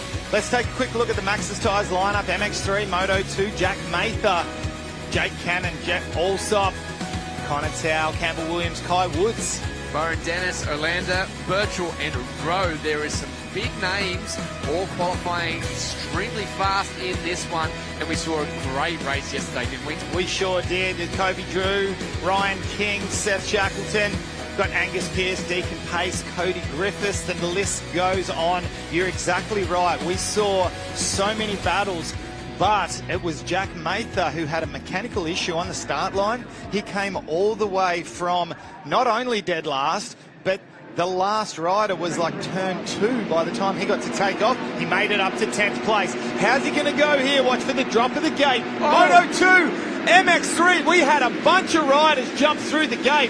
What happened right there? Yeah, wow, that's something we don't see every day. To the inside, is that Dennis pushing his way through there? No, that was Connor Tao. Connor Tao with Kai Woods there, and then we see another gas. There's Byron Dennis there trying to get up the inside, and Jack Mather a heck of a lot further up towards that pointy end of the field. Well, it's going to be interesting to see who they credit the whole shot award to when they come around there, because it looked like it was going to be Kai Woods, but after pushing his way through for the Matrix Concepts whole shot award, that will go to Connor Tao in the 22. All right, so business as usual at the head of the pack. How many times have we seen Connor Tao up towards that pointy end of the field? So, what a setup we've got right now. Have a look at this. There is Jake Cannon. There is Campbell Williams, Byron Dennis. Every one of our big hitters is in the top here. Jet Alsop on our scoring just dropped back a couple. So, there he is, 42, right in the middle of the screen. He was our winner yesterday. So, dropped back a couple of places there, obviously by a mistake. He's got some work ahead of him. On screen at the moment, Cade Kingsford there, number 20, younger rider of Ryder Kingsford, who's out injured at the moment. But Campbell Williams on the Empire Kawasaki getting rounded up around the outside by Queenslander young gun junior rider Jake Cannon after his fantastic podium yesterday. Wow, this kid has a big future. I love this class, Lee. The racing we get thrown at us every time they're on the track is exceptional as they go up and over the finish line for the first lap. 18 minutes left in this moto. We are early days, and we've got a lot of racing to go. The good thing for these guys they don't give up. They don't just settle for the position they're in. As you can see right here, Cannon almost coming together with Byron Dennis there, going up the up ramp and past the mechanics area into this very quick drop down right-hand corner. Of course, Max's Tyres, the proud sponsors of MX3. And that's the beauty of being a young rider, Danny. You haven't quite evolved into your complete package that you're going to be. Some riders, they kind of get a bit overawed when you're young, you're a junior. You kind of get a bit overawed by the occasion and you go into your shell a bit. But then you have other riders that are absolutely crazy and they haven't managed to tone down that craziness yet. And that's the beauty. That's why we see so many different walks of life in this MX3 class. Dennis to the inside there. Beautiful line from Jake Cannon there. Yeah, wow. You're seeing a big array of different lines. Cannon around the outside of Byron Dennis there. Small mistake by Dennis. Can Cannon capitalise around the outside here? To the right-hander, but let's quickly drop down to Kate. Yeah, just speaking to Jed Alsop's mechanic. So he had an off on the siding lap and the starter button broke when he went down. So they had to manually start the bike. So he better not stall it. He's also missing his peak right now. Yeah, wow, that's an interesting thing to happen. You don't want to go down on the side lap, that's for sure, but for something mechanical like that to happen. Let's watch the start. Okay, so it's a Yamaha in the middle there, just rode straight through, and likewise for another one. So I think one of them was Kobe Drew. The second one couldn't make out who that first one was. So, yeah, interesting scenario. Byron Dennis here to the inside, trying to make something happen on Campbell Williams. Kai Woods a little bit loose coming out of that corner. Can we see a pass? Dennis to the inside here. Looks like he's made that pass now on Campbell Williams to go to the inside. Oh, but it's Williams. Sorry, Williams has held on, gone around Kai Woods. So has Byron Dennis in one turn.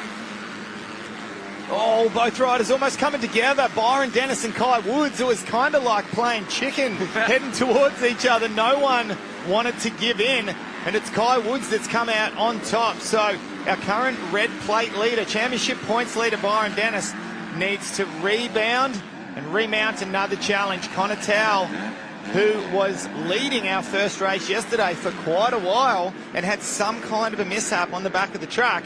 Looks like crossbar pad on Campbell Williams' bike flapping in the breeze there. It's got to be a little bit distracting for him. I'm sure as a rider we have a way of being able to block those things out, but still, nonetheless. Oh, big moment there for Woods as he landed off that jump. His front wheel bounced into an edge of a bump. Very lucky not to come unstuck there as Dennis tries to take advantage of it, but a mistake by him also allows Woods back in front. So this is a great run by all of these riders. Dennis continuing to battle around the outside here. He needs to make this pass because he has the pace, but he just hasn't been able to execute this pass. As we looked at the front there, Mather to the inside and took down. Was that Towell? Yeah, so Towell and Mather went for the same line up the inside and just completely run out of line. Wow, peak pointing straight up in the air for Connor Towell as he tries to get back onto the track, and this is going to be hard. Riders everywhere. So we did capture that on camera up on the right-hand side of the screen, left-hand side of the screen. So it'd be good to see if we can see that again. But it was just a simple case that Mather ran it in very deep and they just ran out of room together. Dennis now finally clearing Kai Woods, but Woods was so fast down this part of the track. Oh, and stayed so low did he through there. Now, does Dennis have enough to tip it in? He did. He had an extra couple of centimetres. Let's have a look here. Oh, that's a totally different angle, that one. Yep. Caught under the bike is Connor Towell in the auto light turn. Campbell Williams going around the outside there. A little bit of a kick sideways and a foot dab for Jack Mather, who still has Campbell right there. So the battle's continuing on. Campbell Williams, it's good to see him finally back up here in a position that we all expected him to be in. He said, or I heard that he was struggling a little bit with bike setup yesterday. Looks like they've made some changes. Certainly he looks a lot more comfortable on the bike right now as these top 5 riders finally, after 7 minutes, start to settle down and find their positions. Do they take a little breather right now before any big charges are mounted towards the end of this moto? Danny, I think they're not going to settle down until 13 minutes and 20 seconds plus a lap is complete and that checkered flag comes out. That's the beauty of MX3 and we love it. We love seeing it. And I tell you what, these seniors with the white numbers on their bike, they do not like the yellow numbers coming past them. All right, let's quickly go down to Kate. Just spoke to Jack Mather's mechanic, and the mechanical issue yesterday, they think it was a fuel pump issue, but they aren't 100% sure. And also, I don't think it was meant to rain today, but there are some dark clouds coming, and we can feel some raindrops out here. So just a little weather update for you there. Well, the weather gods heard that ProMX was in town, so the clouds have started to come over, and that'll mix things up a little bit for sure, especially with its glassy parts of the track, Danny. At the head of the pack, Jack Mather continues to lead. He's got 2 seconds now over Campbell Williams. Back there to Byron Dennis in 3rd place. Now, yeah, just hearing more reports now. That rain is coming. That's the last thing you want on a greasy, hard-packed surface. But, however, it won't be a big slop fest like we've seen at the other previous rounds. They will still be able to get around, but at that point, you really need to take your time. And it's this part of the race where you think that you have a consistent traction on the surface, but with these little bits of rain that come down, you can easily get caught off guard if you're not on your A game going on across these surfaces. Yeah, and it takes a special type of rider, and the first rider that comes to mind to me, MX1 rider Dean Ferris, to be able to avoid the shiny parts of the track and somehow keep your knobby tyres on those grippy parts of the surface of the track. It's a real art form that you need to be thinking so far ahead of where you are at that time. At the moment, Jack Mather fastest on track. A 1:49.9 last lap around, so that's what extended that lead out. However, Campbell Williams in this last part of the track seemed to have closed in just a little bit. Can Mather break the spirits of the charge of Campbell Williams, or will Williams continue to push forward? I love that standing up. Yeah, that's Danny Ham style through there. Feet up on the pegs all the way through. That was beautiful to see, but so smooth doing it as well. There is Dennis still there in 3rd place, not too far back. So will we see a big charge from Byron Dennis to get up there and potentially battle it out? Kai Woods hasn't given this one up just yet. They split the lines. How will they come out of this section? Dennis still holding it. Kai Woods back there. And also Jake Cannon hasn't fallen off the pace either. Well, really, it's all the way back to 7th place. Jet Alsop, who's still right in the mix, right behind Seth Birchall.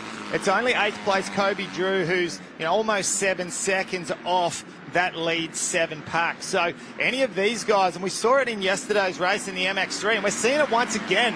Campbell Williams has found some form, and he is going for our race lead here. This inside line is really quite nice. Can he find a good rut to throw it into? Slots in behind the race leader.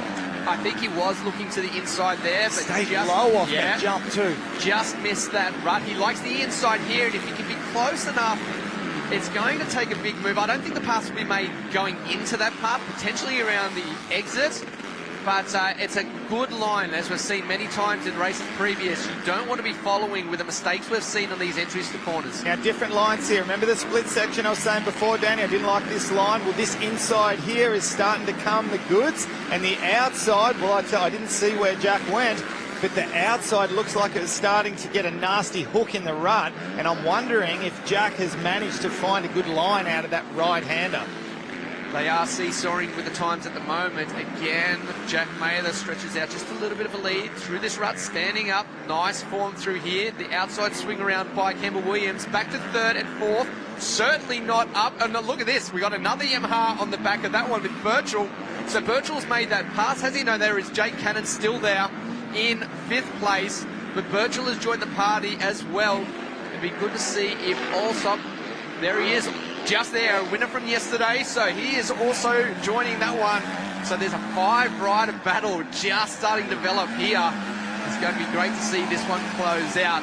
We look at that gap now, 1.2 from our leader back to 2nd place, and this is where the real action is at the moment.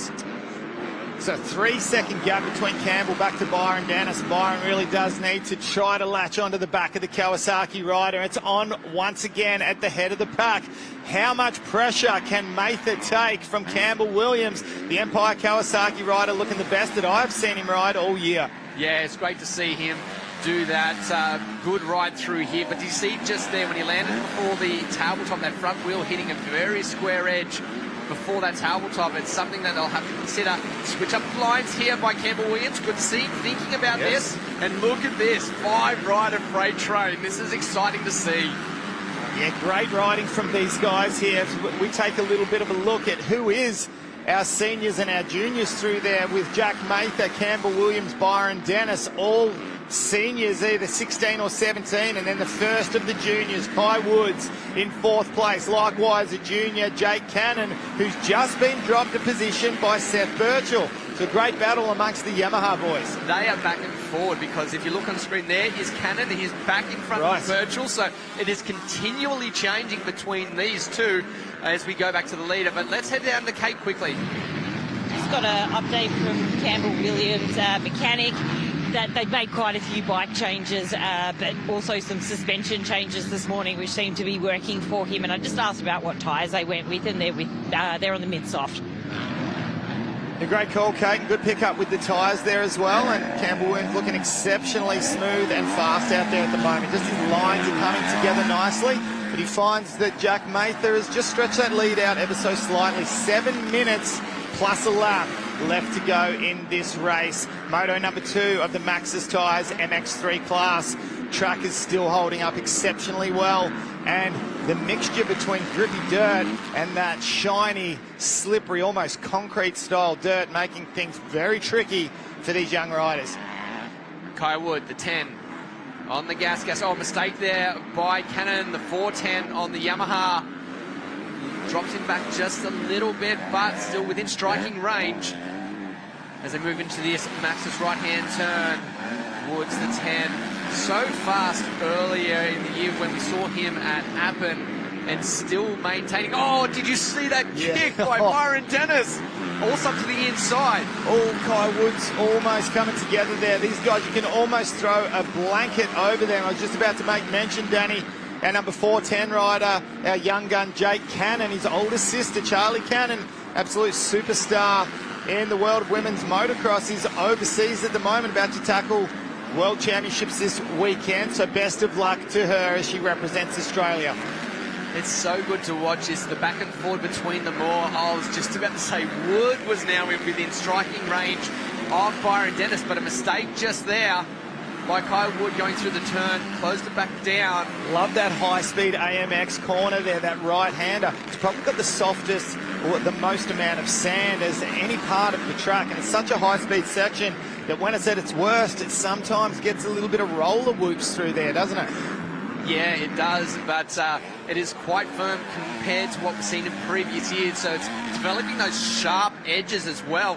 What a shot here from our drone, just to show the different lines and how close these riders are. Dennis is certainly not out of trouble yet as far as the challenges starting to be thrown behind them by the 4 riders. We go past one of our lap riders at the moment. There is Cannon to the inside. Birchall about to clear him as well. And very hard there for Allsop. No peak in these conditions. You'd be getting a face full of roofs sitting in behind 4 of these bikes. Now, Danny, from a racer's perspective, can you give us a little bit of an insight? If you drop yourself into the middle of this pack here, this group of 4 or 5 riders that are charging so hard, let's say you're a Seth Birchall or you're a Jake Cannon, what do? You're trying to attack to make a pass, but you've got someone like Jet Allsop all over the back of you trying to get past. How do you approach the race at this late stage? Yeah, you've got to just... Oh! And he's down! Both of them are down! Tagged! So, well, that almost answered your question. You've got to be defensive in that position, but at the same time, you've really... Oh, yeah, Allsop can't crash. He's got no start button. Oh, we've already covered that, so now he has to try to push start this bike. He should get it bumped. No, did a bit of a... He had one shot and one shot only. If we have a little bit of a look here at our... replay, sorry, let me jump in. So he dives in deep here, tries to jump to the outside to take the line away, and then there's just simply no room for him. Oh, came in hot, both lines coming together, and that's so unfortunate for both riders, and yet I have to think Seth Birchall, wrong place at the wrong time as Jet Allsop just starts dropping his way down the leaderboard. So unfortunate for the KTM rider and likewise for Birchall. Wow, so not done just yet, because on our lap scoring, our lap timing, Campbell Williams has just set the fastest lap of the race by half second over Jack Mather that last lap around. So are we seeing a big push here by Campbell Williams as this race closes out and potentially putting a charge on for the lead? There is Kai Woods still back there in fourth place behind Byron Dennis. This has been a good solid ride by all of these three riders. They haven't succumbed to any of the pressure between all of them. Each of them has felt pressure at some point in this race. Yeah, fantastic ride between the two Gas factory team riders. Of course, Kai Woods trying to get onto the back of and potentially pass his championship leading and carrying red plate teammate Byron Dennis. So it's been no problem whatsoever for Jack Mather at the moment, other than this niggling green fender that just keeps getting thrown occasionally up the inside by Campbell Williams, who looks to be stringing together the complete package in this race. Let's hope that this is a sign of things to come from the young superstar with so much potential. Out of the right-hander by Alpine Stars there, we saw Jake Cannon, who's trying his best to latch back onto the rear end of Kai Woods. 2 minutes left, plus a lap in this race. Can Jack Mather hold on as we go deep into some of these lap riders? Now you can see another three of them into a very crucial part of the track too. Potentially could play a part in this, but they have separated there. Mather with a good line. I feel that Campbell Williams will be the one potentially that could get held up just here as they exit. The rider 417 across to the inside, taking away Mather's line. Oh, Mather certainly got held up there, and Campbell Williams takes the advantage on that one. Back to third place there. It looked like it was still Byron Dennis. Well, you know, that's one of the only disadvantages of leading a race, Danny, is that when you come across lap riders at this stage of the race, they have no idea that they're about to be put a lap down until the leader comes past. So quite often they just become a serial pest and don't mean to be. They quite often are involved in their very own little battle for, it could be, you know, 10th, 11th, 12th place, and little do they know they're about to get put a lap down. Well, certainly closing up here. What will Williams do? Up to the inside, following the line of Mather. He needs to clear the 121 machine, though, to maintain that little position. Well, that 121 rider just looks like he sort of wants to slot into the race lead battle here as we speak. So, clears them now. Again, that lead was down to 0.8. It is 1.3. Oh, Williams with a little moment coming out of that corner just there. But this is good. This is a great ride by Williams. He's still looking very strong on the bike. Oh, a little bit of a foot dab. These ruts, not very nice when you get the foot dab. It puts you a little bit out of balance. The shoulders twist a little bit. So easy to have a crash when you do that. So they'll receive the last lap board around this time. And at the moment, it looks like Mather potentially could be in a position where he is good enough. Is he right side number plate there for Campbell Williams. Looks like she's lost a bolt. She's hanging down now. I don't think it'll cause too much of a drama. Quite possibly, very often it's good if it just whole thing drops off rather than just dangling there, but I don't think it'll cause him any issues as he heads off towards this last lap here. A little bit of a race lead now, 2.2 seconds for Jack Mather after a 10th place in Moto 1 yesterday, having come from dead last. This is the kind of rebound that we like to see from the race line Husqvarna machine rider. Such a huge future does Jack Mather have, that's for sure. Down the drop off and into the long right-hander. I'm just trying to keep an eye on Campbell Williams in the background because he really looked like he was slowing down a lot. We'll get it here from the front, an opportunity to see just how far back he is. I think I caught a glance of him just a second ago, so he still looks like he's motoring around, but definitely has dropped off the pace a bit. It's out to 3.4 seconds. Yeah, nice little gap, and I think Campbell's he's realised, look, there's a 6-second gap back to Byron Dennis. I'm just going to ride this thing home. It's the part of the race where Williams has made a couple of little silly mistakes that's cost him good time over the years. And I remember a few years ago to his very first year in the MX3 class, and we saw Campbell Williams in a podium position right up until the last lap. So Hopefully he doesn't have that in his mind at all. You don't want to be bringing on that kind of stuff. But I think he'll be happy to just bring it on down. So championship points provisional as we see. Byron Dennis 117 and only 2 points back to Jack Mather. So those position points could change around come the last moto today. Yeah, what a haul of points for our leader and now race winner. Jack Mather will take the Moto number 2 win and collect some extremely valuable points. Across the line there was Campbell Williams, and I think you're right, they just wanted to close out this one. And there is a switch up there for the end because this guy should have come across in 3rd, but he is coming through the last turn now and potentially with a bent bar by the look of it. Oh, so that's definitely not what you want. Last lap incident there. So a lot of the riders just there coming through. I saw Birchall also coming across after having a fantastic race. Unfortunate for him. But there is the race winner. Another win in the books for Jack Mather, the 43 machine. Fantastic effort there. Popping the goggles on, making sure they're all looking nice and clean for the podium. It doesn't get much better than the middle step of the podium. Checkered flag waving for the remainder of our Maxxis Tyres MX3 riders coming through here for Moto number 2. So just the lightest little sprinkle of rain there, I think, didn't do too much damage to the track. Might have even popped her up a little bit. All right, let's take a look at the results. MX3 Moto 2 from our Maxxis Tyres. Jack Mather with the win. Campbell Williams 2nd place. Byron Dennis rounding out the top 3. Jake Cannon across in 4th after whatever mishap happened to him. Kai Woods. So Cannon was the beneficiary of Kai Woods' mistake.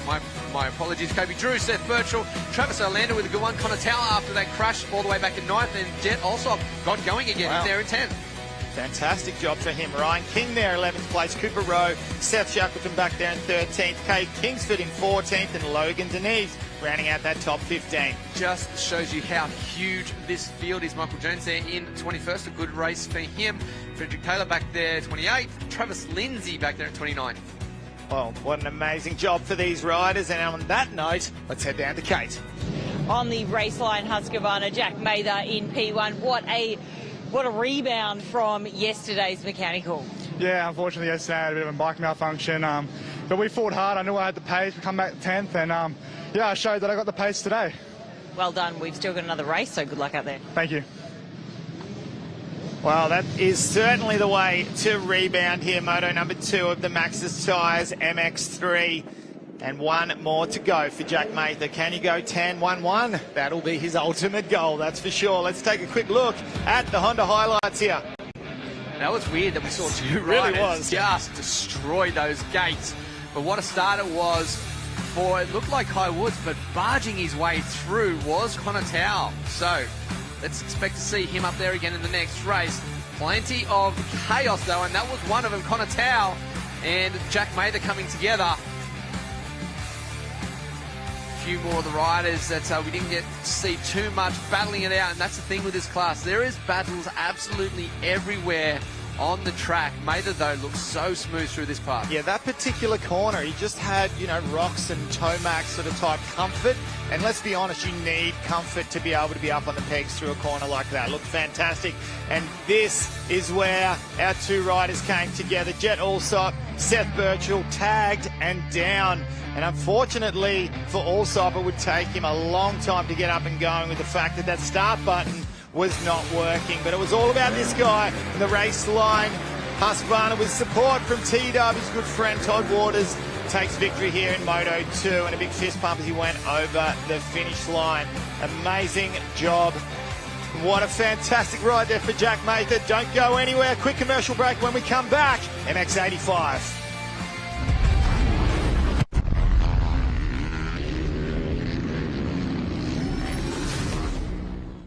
AMX AMX Superstores are proud to present the 2023 ProMX season and are giving away a $1,000 shopping spree every ProMX round. That's 8 chances to win $1,000 to spend on all your favourite gear at AMX. To enter, simply purchase any product at AMX Superstores either online, in-store or at the AMX pop-up shop at ProMX. Then scan the QR code and fill out the form to win. It's that easy. What are you waiting for? Rush in now to AMX for your chance to win. AMX Superstores, proudly supporting the 2023 ProMX series.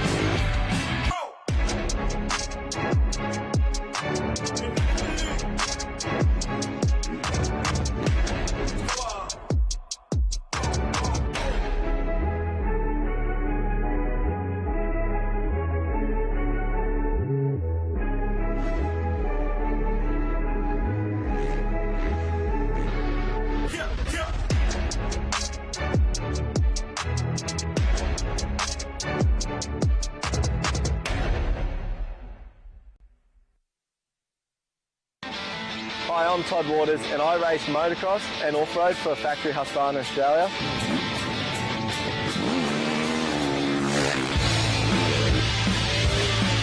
And I believe suspension is everything. And I treat my four-wheel drive exactly the same. And that's why I choose Gabrielle suspension.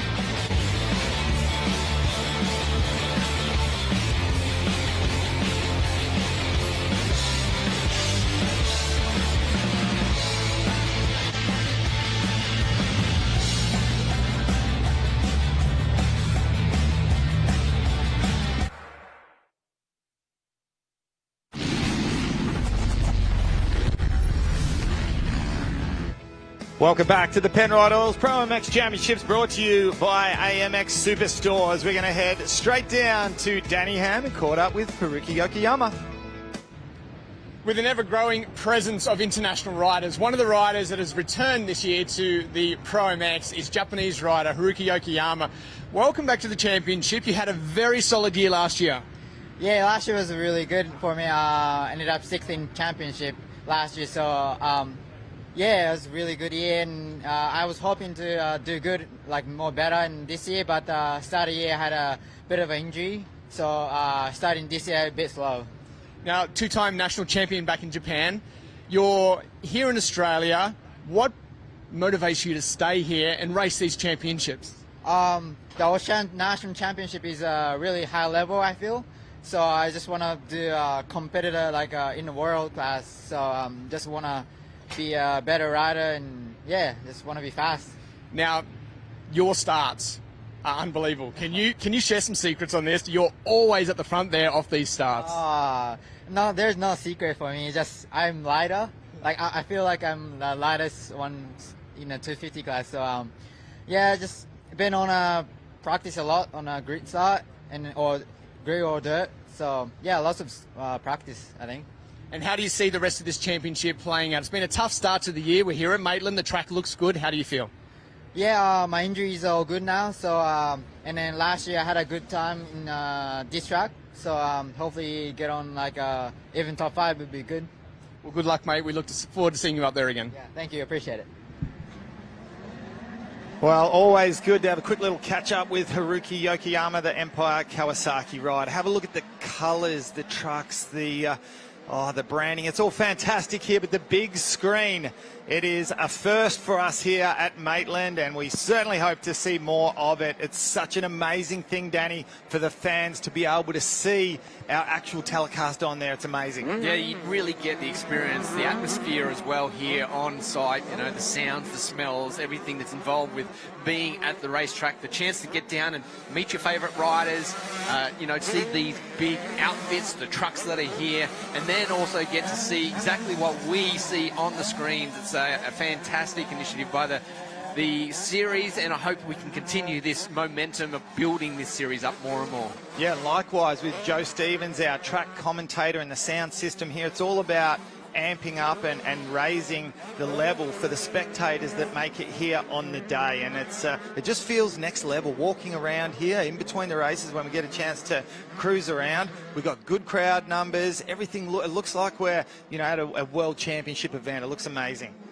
85cc riders on track going out to learn the track before they head out for their next race. So exciting lap for them. They try to nail down those very important lines that they may not know of, as the track has formed up quite a lot differently. Now, a pretty big crowd here too in Maitland. It's a big area here to watch from. There's a couple of different vantage points. We see the first one a moment ago, the second one right here. There's another one down towards the finish line, so the big crowd here spread over a large area, and a lot of them, as we can see just out our window here, Lee, down there in the pits, checking out all the pro riders and getting to meet some of them. So, as we said, great atmosphere here, and Maitland Club, the Maitland District Motorcycle Club, have done a fantastic job building up these areas to make sure that the crowd can get in here and see the entire track. And also, I know during the lunch break, AMX Superstores have this little meet and greet. They have quite some big names down there. They'll do a little bit of an interview with. They do a little bit of a podcast, get some footage. So it's all great. Now get a nice little crowd come in and gather around that. So it's all good for the atmosphere and the personal experience here on race day. Our 85cc WJMX qualifier we're about to see with the drop of the gate not too far away. They've, of course, already had 2 races. This is their 3rd and final race for the weekend. And Lachlan Allen has been on fire, Danny Ham. Can he make it 3 wins from 3 starts? It'd be a safe bet to say that he'll be certainly up there and potentially could get that 3rd win. He's looked so strong on that bike all the way through the entire moto. A bad start from him, though. We'll certainly test him out to see how he handles that. Of course, we're not wishing that on him. But, yeah, it'd be interesting to see exactly where he would be if that did happen. As we take a look at the lineup for the MX-85s, Moto number 3, of course, Lachlan Allen, the guy we just spoke about on the 35. Seth Thomas is also up there. Heath Davey, Cooper Ford, Jack Nunn, Bodie Court, Deegan Ford, Peter Wolf, Noah James and Richie Lawler. And of course, Seth Thomas that you mentioned there second. He is our championship points leader, and he's trying to keep a nice little lead going on there. Taj Schulenberg, Danny, we got Seth Sharobim, Joshua McCloskey. We've got some testing names here. Cooper Bowman, Cooper Danaher, Cade Tipper, Lewis Fretwell, Taj Edwards and Buddy Brown. That's a nice easy one to finish off there, buddy. Thank you. Notice how, how we usually go 5 for 5, yeah. 5 for 10? Yeah, I'm always thinking ahead, buddy. Thank you. Oh, you're a thinker, Danny, and I love that. All right. We are almost set to get this final race for the 85s underway, and the rain still has not fallen yet. However, looking at the radar, Lee, it still potentially could be there. It's certainly a lot colder than it was yesterday. I know locally we have the Barrington Tops not too far away from here, and they were expecting a light dusting of snow up there, which has brought the temperatures down quite considerably here today. And yes, there is rain just skimming past us. We might get a little bit of the edge of it, but doesn't look like it's going to be too much, which is great to see. All right, Danny, 5-second board is up. Race number 3 of the MX-85. Who is going to rock it out of that gate? And there we see it. Nice jump out of the gate from the number 44, but there's someone on that far right-hand side hanging off the back. Let's wait and pick up who has scored themselves the whole shot here, number 29. Jack Nunn.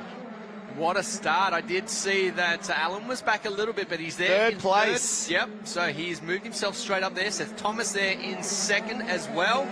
So it's going to be a bit more of a challenge for Allen as we see Jack Nunn, the Gas 29 machine, leading the way out at the moment. Oh, almost coming together was Seth Thomas.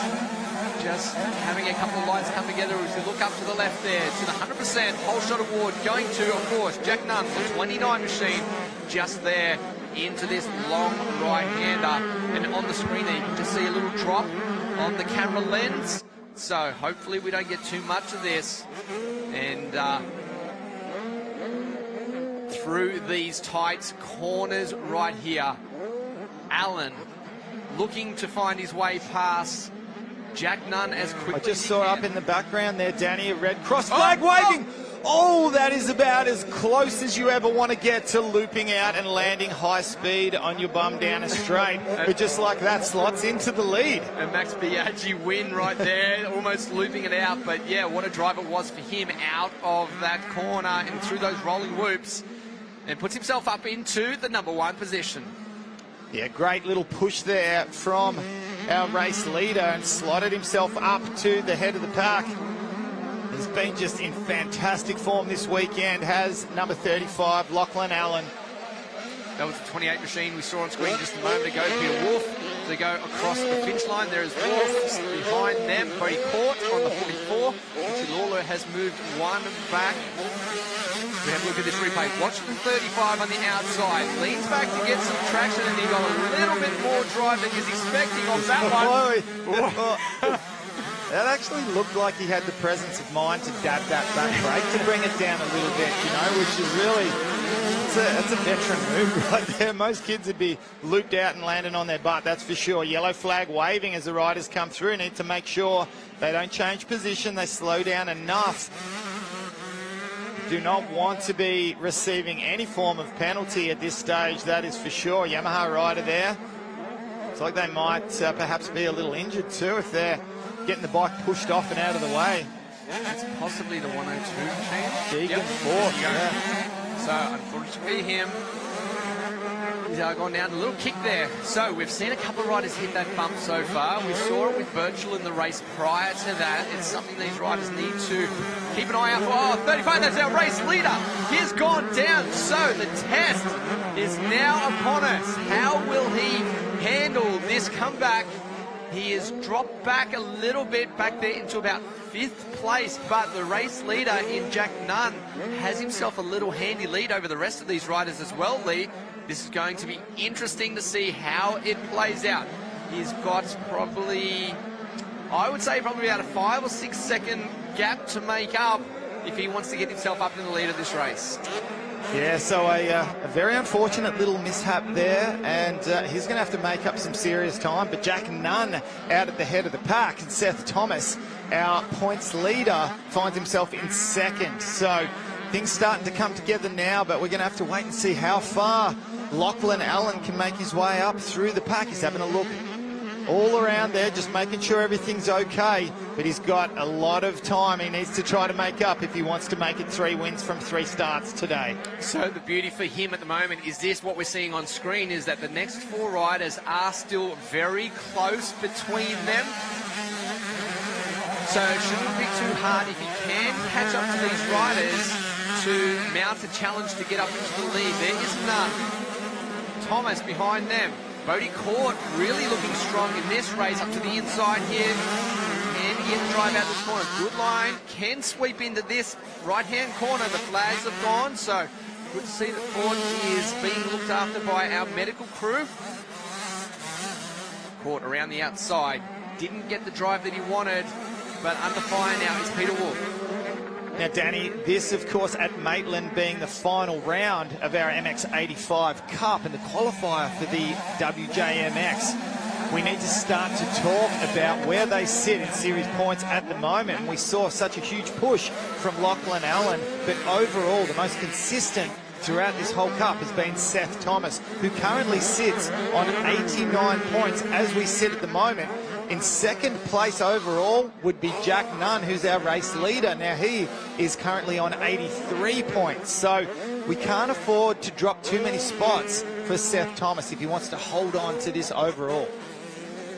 The most points that Lachlan Allen could make today, if he does make it to the front, is 75. But you're right, the more people that will pass Thomas, if they do, then the less points he's going to have. So it could very well get very close. What a line around the outside by Allen. A brave move. He has got himself up in front of the 28 machine of Wolf. Court has moved himself up 1. They're going to the long left here. Another pass by Allen, so he has already moved himself up into 3rd place.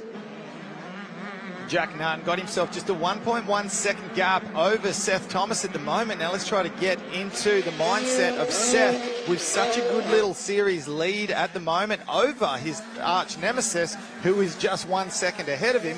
What does he do? Does he sit tight, or does he push and try to finish off the series win with a race win? Yeah, I don't know. It's going to be tough for him. Sorry, just watching that, mine was completely caught off because we just saw Alan go past the two riders here.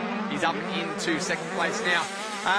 If he is aware of his position, then yeah, I would say the best thing is to be conservative, especially if we do have some rain that is falling down and making these track conditions a little tricky. Maybe the best option is to take his time and see if he can come away with that win. He doesn't need to win this race. There are the provisional points down the bottom right there. He does have himself a little buffer. He sure does, and you have to think with Lachlan Allen what he's planning on. I don't really think he's thinking about the overall series or the cup, shall we call it. He's thinking about wanting to go out with a dominating 3 wins from 3 starts. And look, the way he's riding at the moment, if you have a little bit of a look back, he's not too far back off the pace here. He is right on our race leader at the moment, so anything can happen. Through Michelin left-hander there into the right. 2 separate lines through here. It's almost a complete repeat of what we saw on the opening laps. Allen to the inside here. It's the drag race into the left-hander through the Thor turn, and Allen will regain that lead that he has been so familiar with over this weekend. Has the dominance when you know you can have a crash, get back up, and still get back into the race lead. That's pretty impressive, isn't it? 12 minutes left to go in this race, and certainly confident is our race leader in Lachlan Allen. So 12 minutes plus a lap left on the clock, and once again, just like our previous 2 races, 20 minutes the duration plus a lap for these guys, just to try to get their body and mind into the kind of condition that you need to be in to go that full duration come World Championships time. 3-4 there off court, trying to move himself up forwards. I'll tell you what, Jack Nunn is in a bit of a dangerous position. Sorry, not Nunn, Thomas, my apologies, as he just loses 1 position to the 28 machine. Let's head down to Kate. Yes, speaking of the little tackers, I've actually got Trent Lean here from the Australian Off-Road Championship, who's down here at the Cub and Try area that Motorcycling Australia has put on. What's going on down here? Well, this area, yeah, like you said, brought to us by Motorcycling Australia, and it's for young kids that may not have had the experience of riding a mini bike, get the opportunity to come along, and they can ride a bike of their choice, and they get to put all the gear on. We've got some guys from the Dungog Motorcycle Club helping out, so just a fun time for the kids. Oh, it's brilliant. I see so many little girls having a crack too. Oh, that's great. It's got to be the future, hasn't it? Exactly. I can see some future ProMX champions here, so thanks so much for chatting, Trent. It's been great to have you here. Yeah, thanks for having us, and hope everyone enjoys their day. Cheers. Well, such a cool little activation there, Danny. And have a look at the smile on that kid's face. He is having an absolute ball. Feet up on the pegs, mate. Get it wedged. Yeah, very nice. Very cool. It's all got to start somewhere. These little bikes are the place to be. Oh, no, there's one down in the turn, though. They're going to have a busy day ahead. We've got turn 1 carnage. Number 32, that's Lewis Fredwell, finds himself back just outside of the top 10. Through the long left-hander here, up over these small jumps and into the split section. We take a great shot there of the track. There is the 194 machine of Schulenberg. Just there in front of Bowman, the 99 machine. So a change of positions between these two. As we said, battles continuing over the entire track between all of these young riders as they try to get through to the end of this race. Now, we saw our race leader there, and I saw a rider behind him. Yes, it is. So our 29, Jack Nunn, hasn't fallen off the back too much, but what we have seen is Seth Thomas fall off ever so slightly. Now, Danny, there is only 3 points difference between our 5th place rider, Seth Thomas, and our 2nd place rider, Jack Nunn. If Jack can make a pass and move into the lead, he will make up those 3 points. Tied on points for the 85 Cup. Yeah, it's getting tight. And I tell you, these 3 riders here are actually closing down on Nunn as well. So this race far from over, and it's really going to test the fitness of these young riders. Fitness of a young rider. They can ride all day, can't they?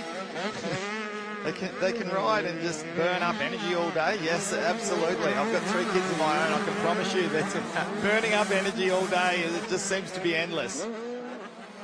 In the left-hander here, the 44 machine of court. Still managing to hold off Thomas. As they go over there, Thomas a little bit loose that time, going over the tabletop, trying to find those lines nice and early. Now, if you have a little bit of a close look at our championship points leader, Seth Thomas, there on his peak. He's on screen at the moment. That long extension, that addition that gets screwed onto the top serves 2 purposes. Almost looks a little weird to those that aren't used to seeing it, but it's actually for a purpose, clearly not for looks. It is for in these muddy circumstances, so you can just duck your head down a little bit, protect your goggles from the roost. It's also quite good when that sun comes down to that precarious stage of the day where it's just about to set. We hate this track here in particular. A lot of our top riders yesterday in the MX1 class were saying how that sun just gets into that nasty part of the sky. So the shadows, I believe it was Brett Metcalf we were chatting to. So that extension of that peak, you just duck your head down a little bit. It's a lot easier to keep that sun under control. Across the mechanics area again, our lead 5 riders go. Wolf having a good run this time around. He is close right onto the back wheel now of Jack Nunn, the 29 machine. Wolf is looking very strong as we get only 7 minutes left in this race. Interesting, nice little line there to the inside, avoiding that hook rut that we saw just to the outside of that one. And approaching that big step-up jump there. A little bit of a glassy area riders need to be, and my brain just goes back to last year and that massive moment that Wilson Todd had there. I still don't know how he managed to stay on the bike. We've seen reels made up about that and slow-mos, etc. It's a part of the track that can really bite you if you're not ready. Our race leader, Lachlan Allen, he has himself a 2.5 second lead still at the moment over Nunn. That's right there, but I tell you, he hasn't pulled away like we've seen in the other races. No, without a doubt, Jack Nunn has managed to stay well within it now. Our timing says it's 1.6 seconds, so Jack Nunn, I'm wondering if he's getting some kind of information from the pits that tells him he is still well and truly in this hunt for the series for the MX85 Cup. He just needs one extra spot to get up and pass Allen, and he will have those extra 3 points that he needs. Interesting to see Thomas there looking to the outside, trying to find a way around court to the outside as they go towards the finish. Just looking at the lap times this time around. 2:02 compared to a 2:01. And a 2:01 for Peter Wolf as well. Yeah, so, moment there for our race leader. And a bit of a shake of the head for Lachlan Allen there. So he's just trying to regain his thoughts and try to get back into some kind of a rhythm, because if he keeps doing this, he's about to come under siege here. So Nunn, Wolf, right there within striking distance as well. Oh, a small moment there for Nunn. Didn't get the launch over the tabletop quite as good. So Wolf had a good run down here, but the line's coming out. Oh, Wolf just there looked down as he went off the drop-off. Is there was a problem with the bike? No, he's still going okay. Maybe just jammed up a little bit of clay, possibly something to do with the back brake lever. There's nothing worse than jamming up underneath your pegs and your gear shift and your back brake lever with clay. Sometimes you have to jump on it and try to get it out. It's where you see a lot of the big guns, the MX2, MX1 riders have that special foam zip tied in there to try to prevent this from happening. But it's so easy for these small little 85s to jam up with clay under there. Especially with how deep some of these ruts are. That corner formed up a lot more ruts yesterday than it has today, but it is giving us, look at that, 4 different lines to the inside, the other line on the outside. There's still plenty of options through these corners with these ruts that have been formed up. So great to see the way, just saw, okay, so just on the dam then we could see raindrops falling down, so maybe these riders are looking down thinking, have I got a flat tyre or something like that? It's certainly getting a little bit slipperier. The tyres look okay. I think it's just the way the bikes are starting to move around on these hard-packed, slick surfaces. Yeah, and there's certain parts of the track that will bite you more than others if it does start to rain ever so slightly. So keep your eyes peeled on those glassy areas. And we've got a couple coming up as they edge ever so close towards the finish line right here. You can see some shiny parts right there. Yellow flags out for our lead riders going into those switchbacks. A loop out. That was a big handful of throttle as our leaders make their way out of Yamaha right-hand turn to second of the switchbacks and into Honda. Lachlan Allen comes through, Jack Nunn, Peter Wolf likewise. No change of position for our top three, and just 3.5 minutes plus a lap left on the clock here for race 3 this weekend. MX 85 for the World Junior MX Qualifier. What an amazing opportunity. And you've got to wonder, Danny, how often these kids would have ridden a track like this with the amount of lines to choose from, how deep the ruts are. Well, they certainly do get the chance on a club day, but it's never going to form up the same as what we see when we get to a national race day.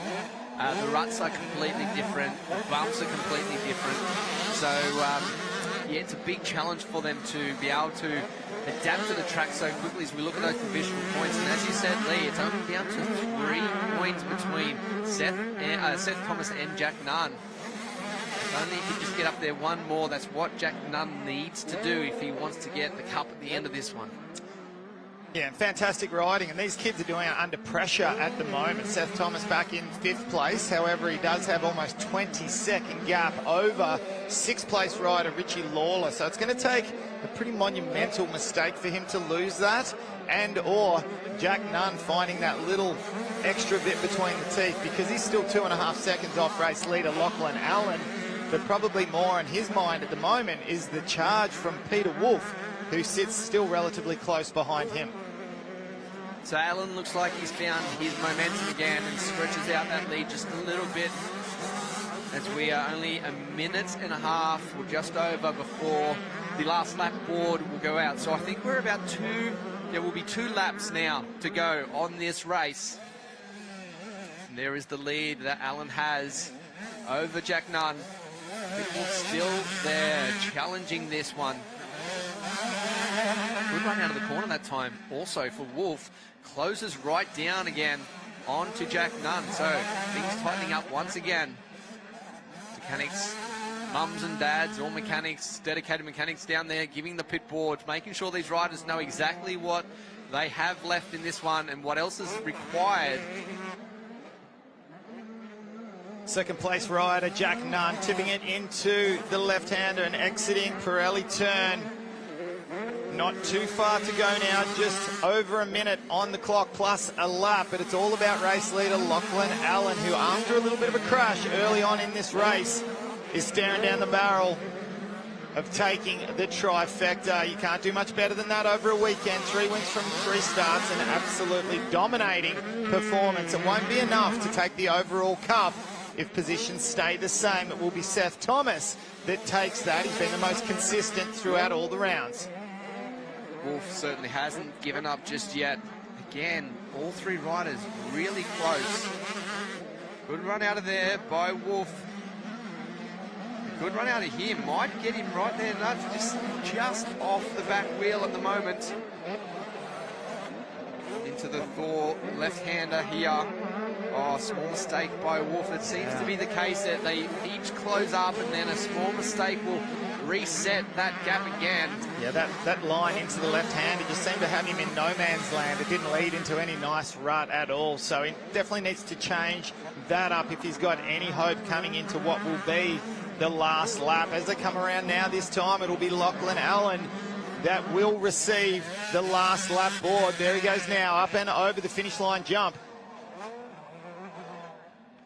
Jack Nunn, probably the closest he's been at the tail end of this race to our race leader. Oh, but a bit of a mistake there. And Absolute beautiful run through that right-hander from Lachlan Allen, and it's going to take something pretty special from Jack Nunn from here on out. I wonder if he knows he just needs those 3 points. Anything can happen on the final lap. You just got to let it all hang out.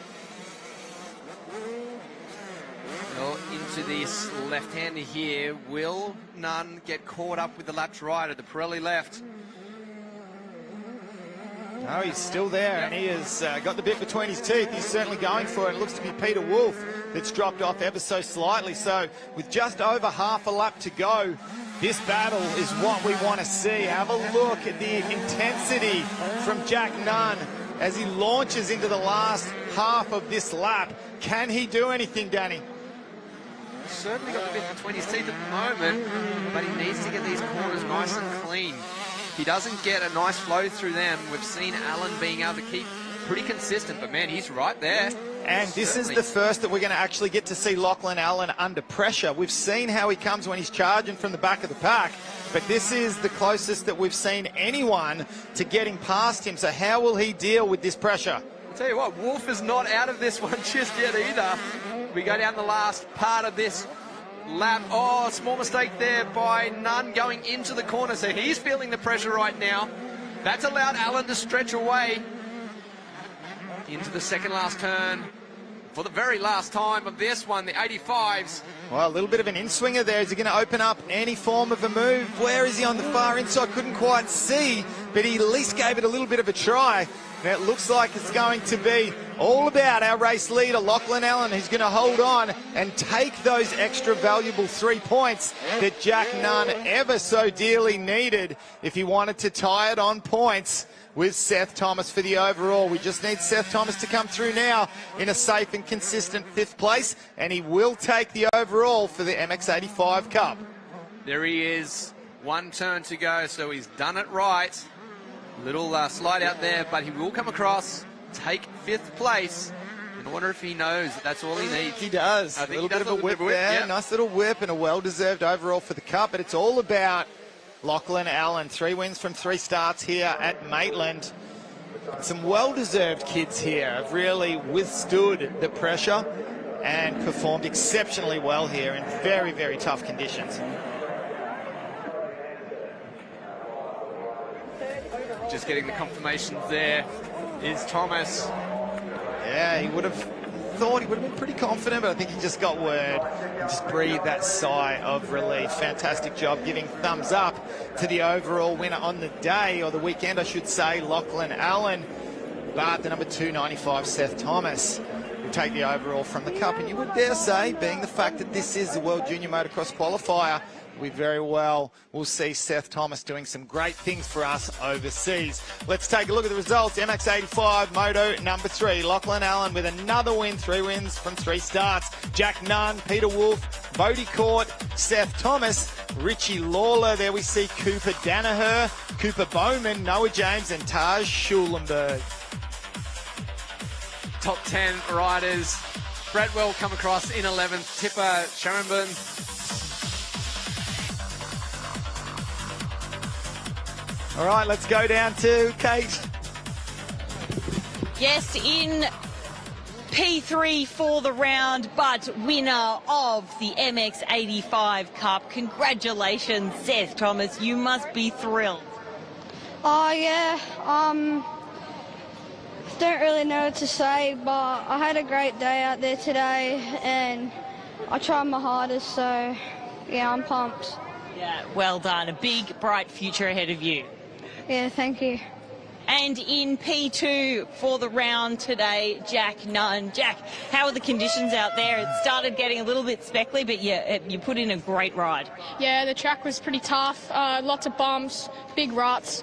So, yeah, it was a pretty good day overall. Fantastic, well done. Thank you. And in P1 for the round today, Lachlan Allen, a great performance from you all day. Yeah, thank you. Yeah, the track was really good out there, and bummer I put it down, but yeah, happy I got back through the field and back to P1. Yep. Hard work makes the dreams happen. Yeah, it sure does. Yeah, well done. Congratulations. Thank you. Wow, what an amazing job for Lachlan Allen coming out on top. And of course, And number 295, Seth Thomas, he is all smiles there. Fantastic job, young man, on taking the overall from the Cup.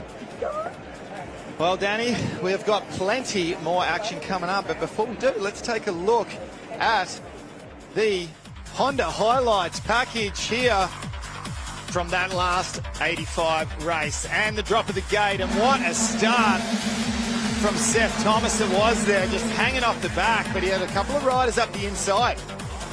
Jack Nunn wasted no time at all before he moved himself up into the lead, as too did Lachlan Allen, putting himself there into third nice and early as well. And we thought this might be a bit of a test, but watch for the almost loop out moment right here. Oh, that was a close one. I'm believing that it was a back brake dart that saved him right there. Lachlan Allen, that was the pass for the lead, relegating Jack Nunn back to second place. But here was the crash, and we thought, hey, have we tested him a little bit too much? But he bounced back, and what a way to bounce back.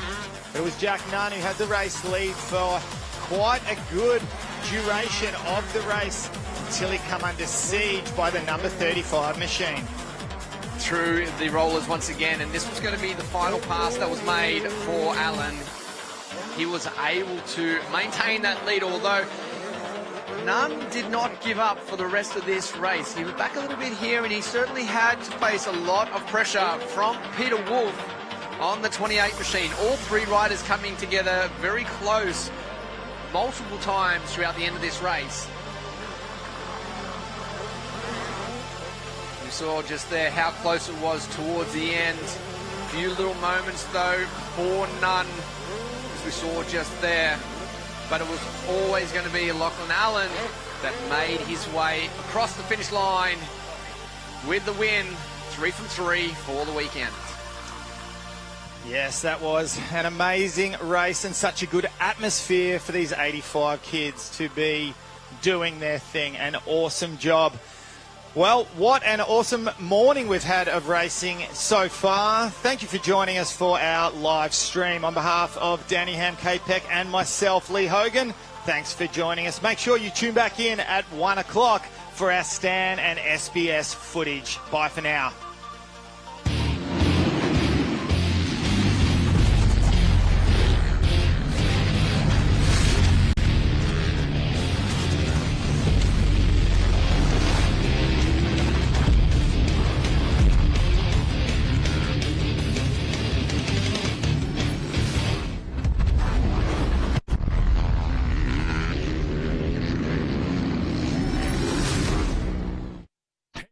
100% Aussie company pride themselves on their commitment to all forms of motorsport in Australia, from the very grassroots to competing and succeeding at the highest level. It's always been a big part of their DNA. And this real-world testbed for their products ensures the lubricants and fluids you buy for your vehicle have benefited from the development of being punished in a way that only competition can. Penrite. It competes, you win.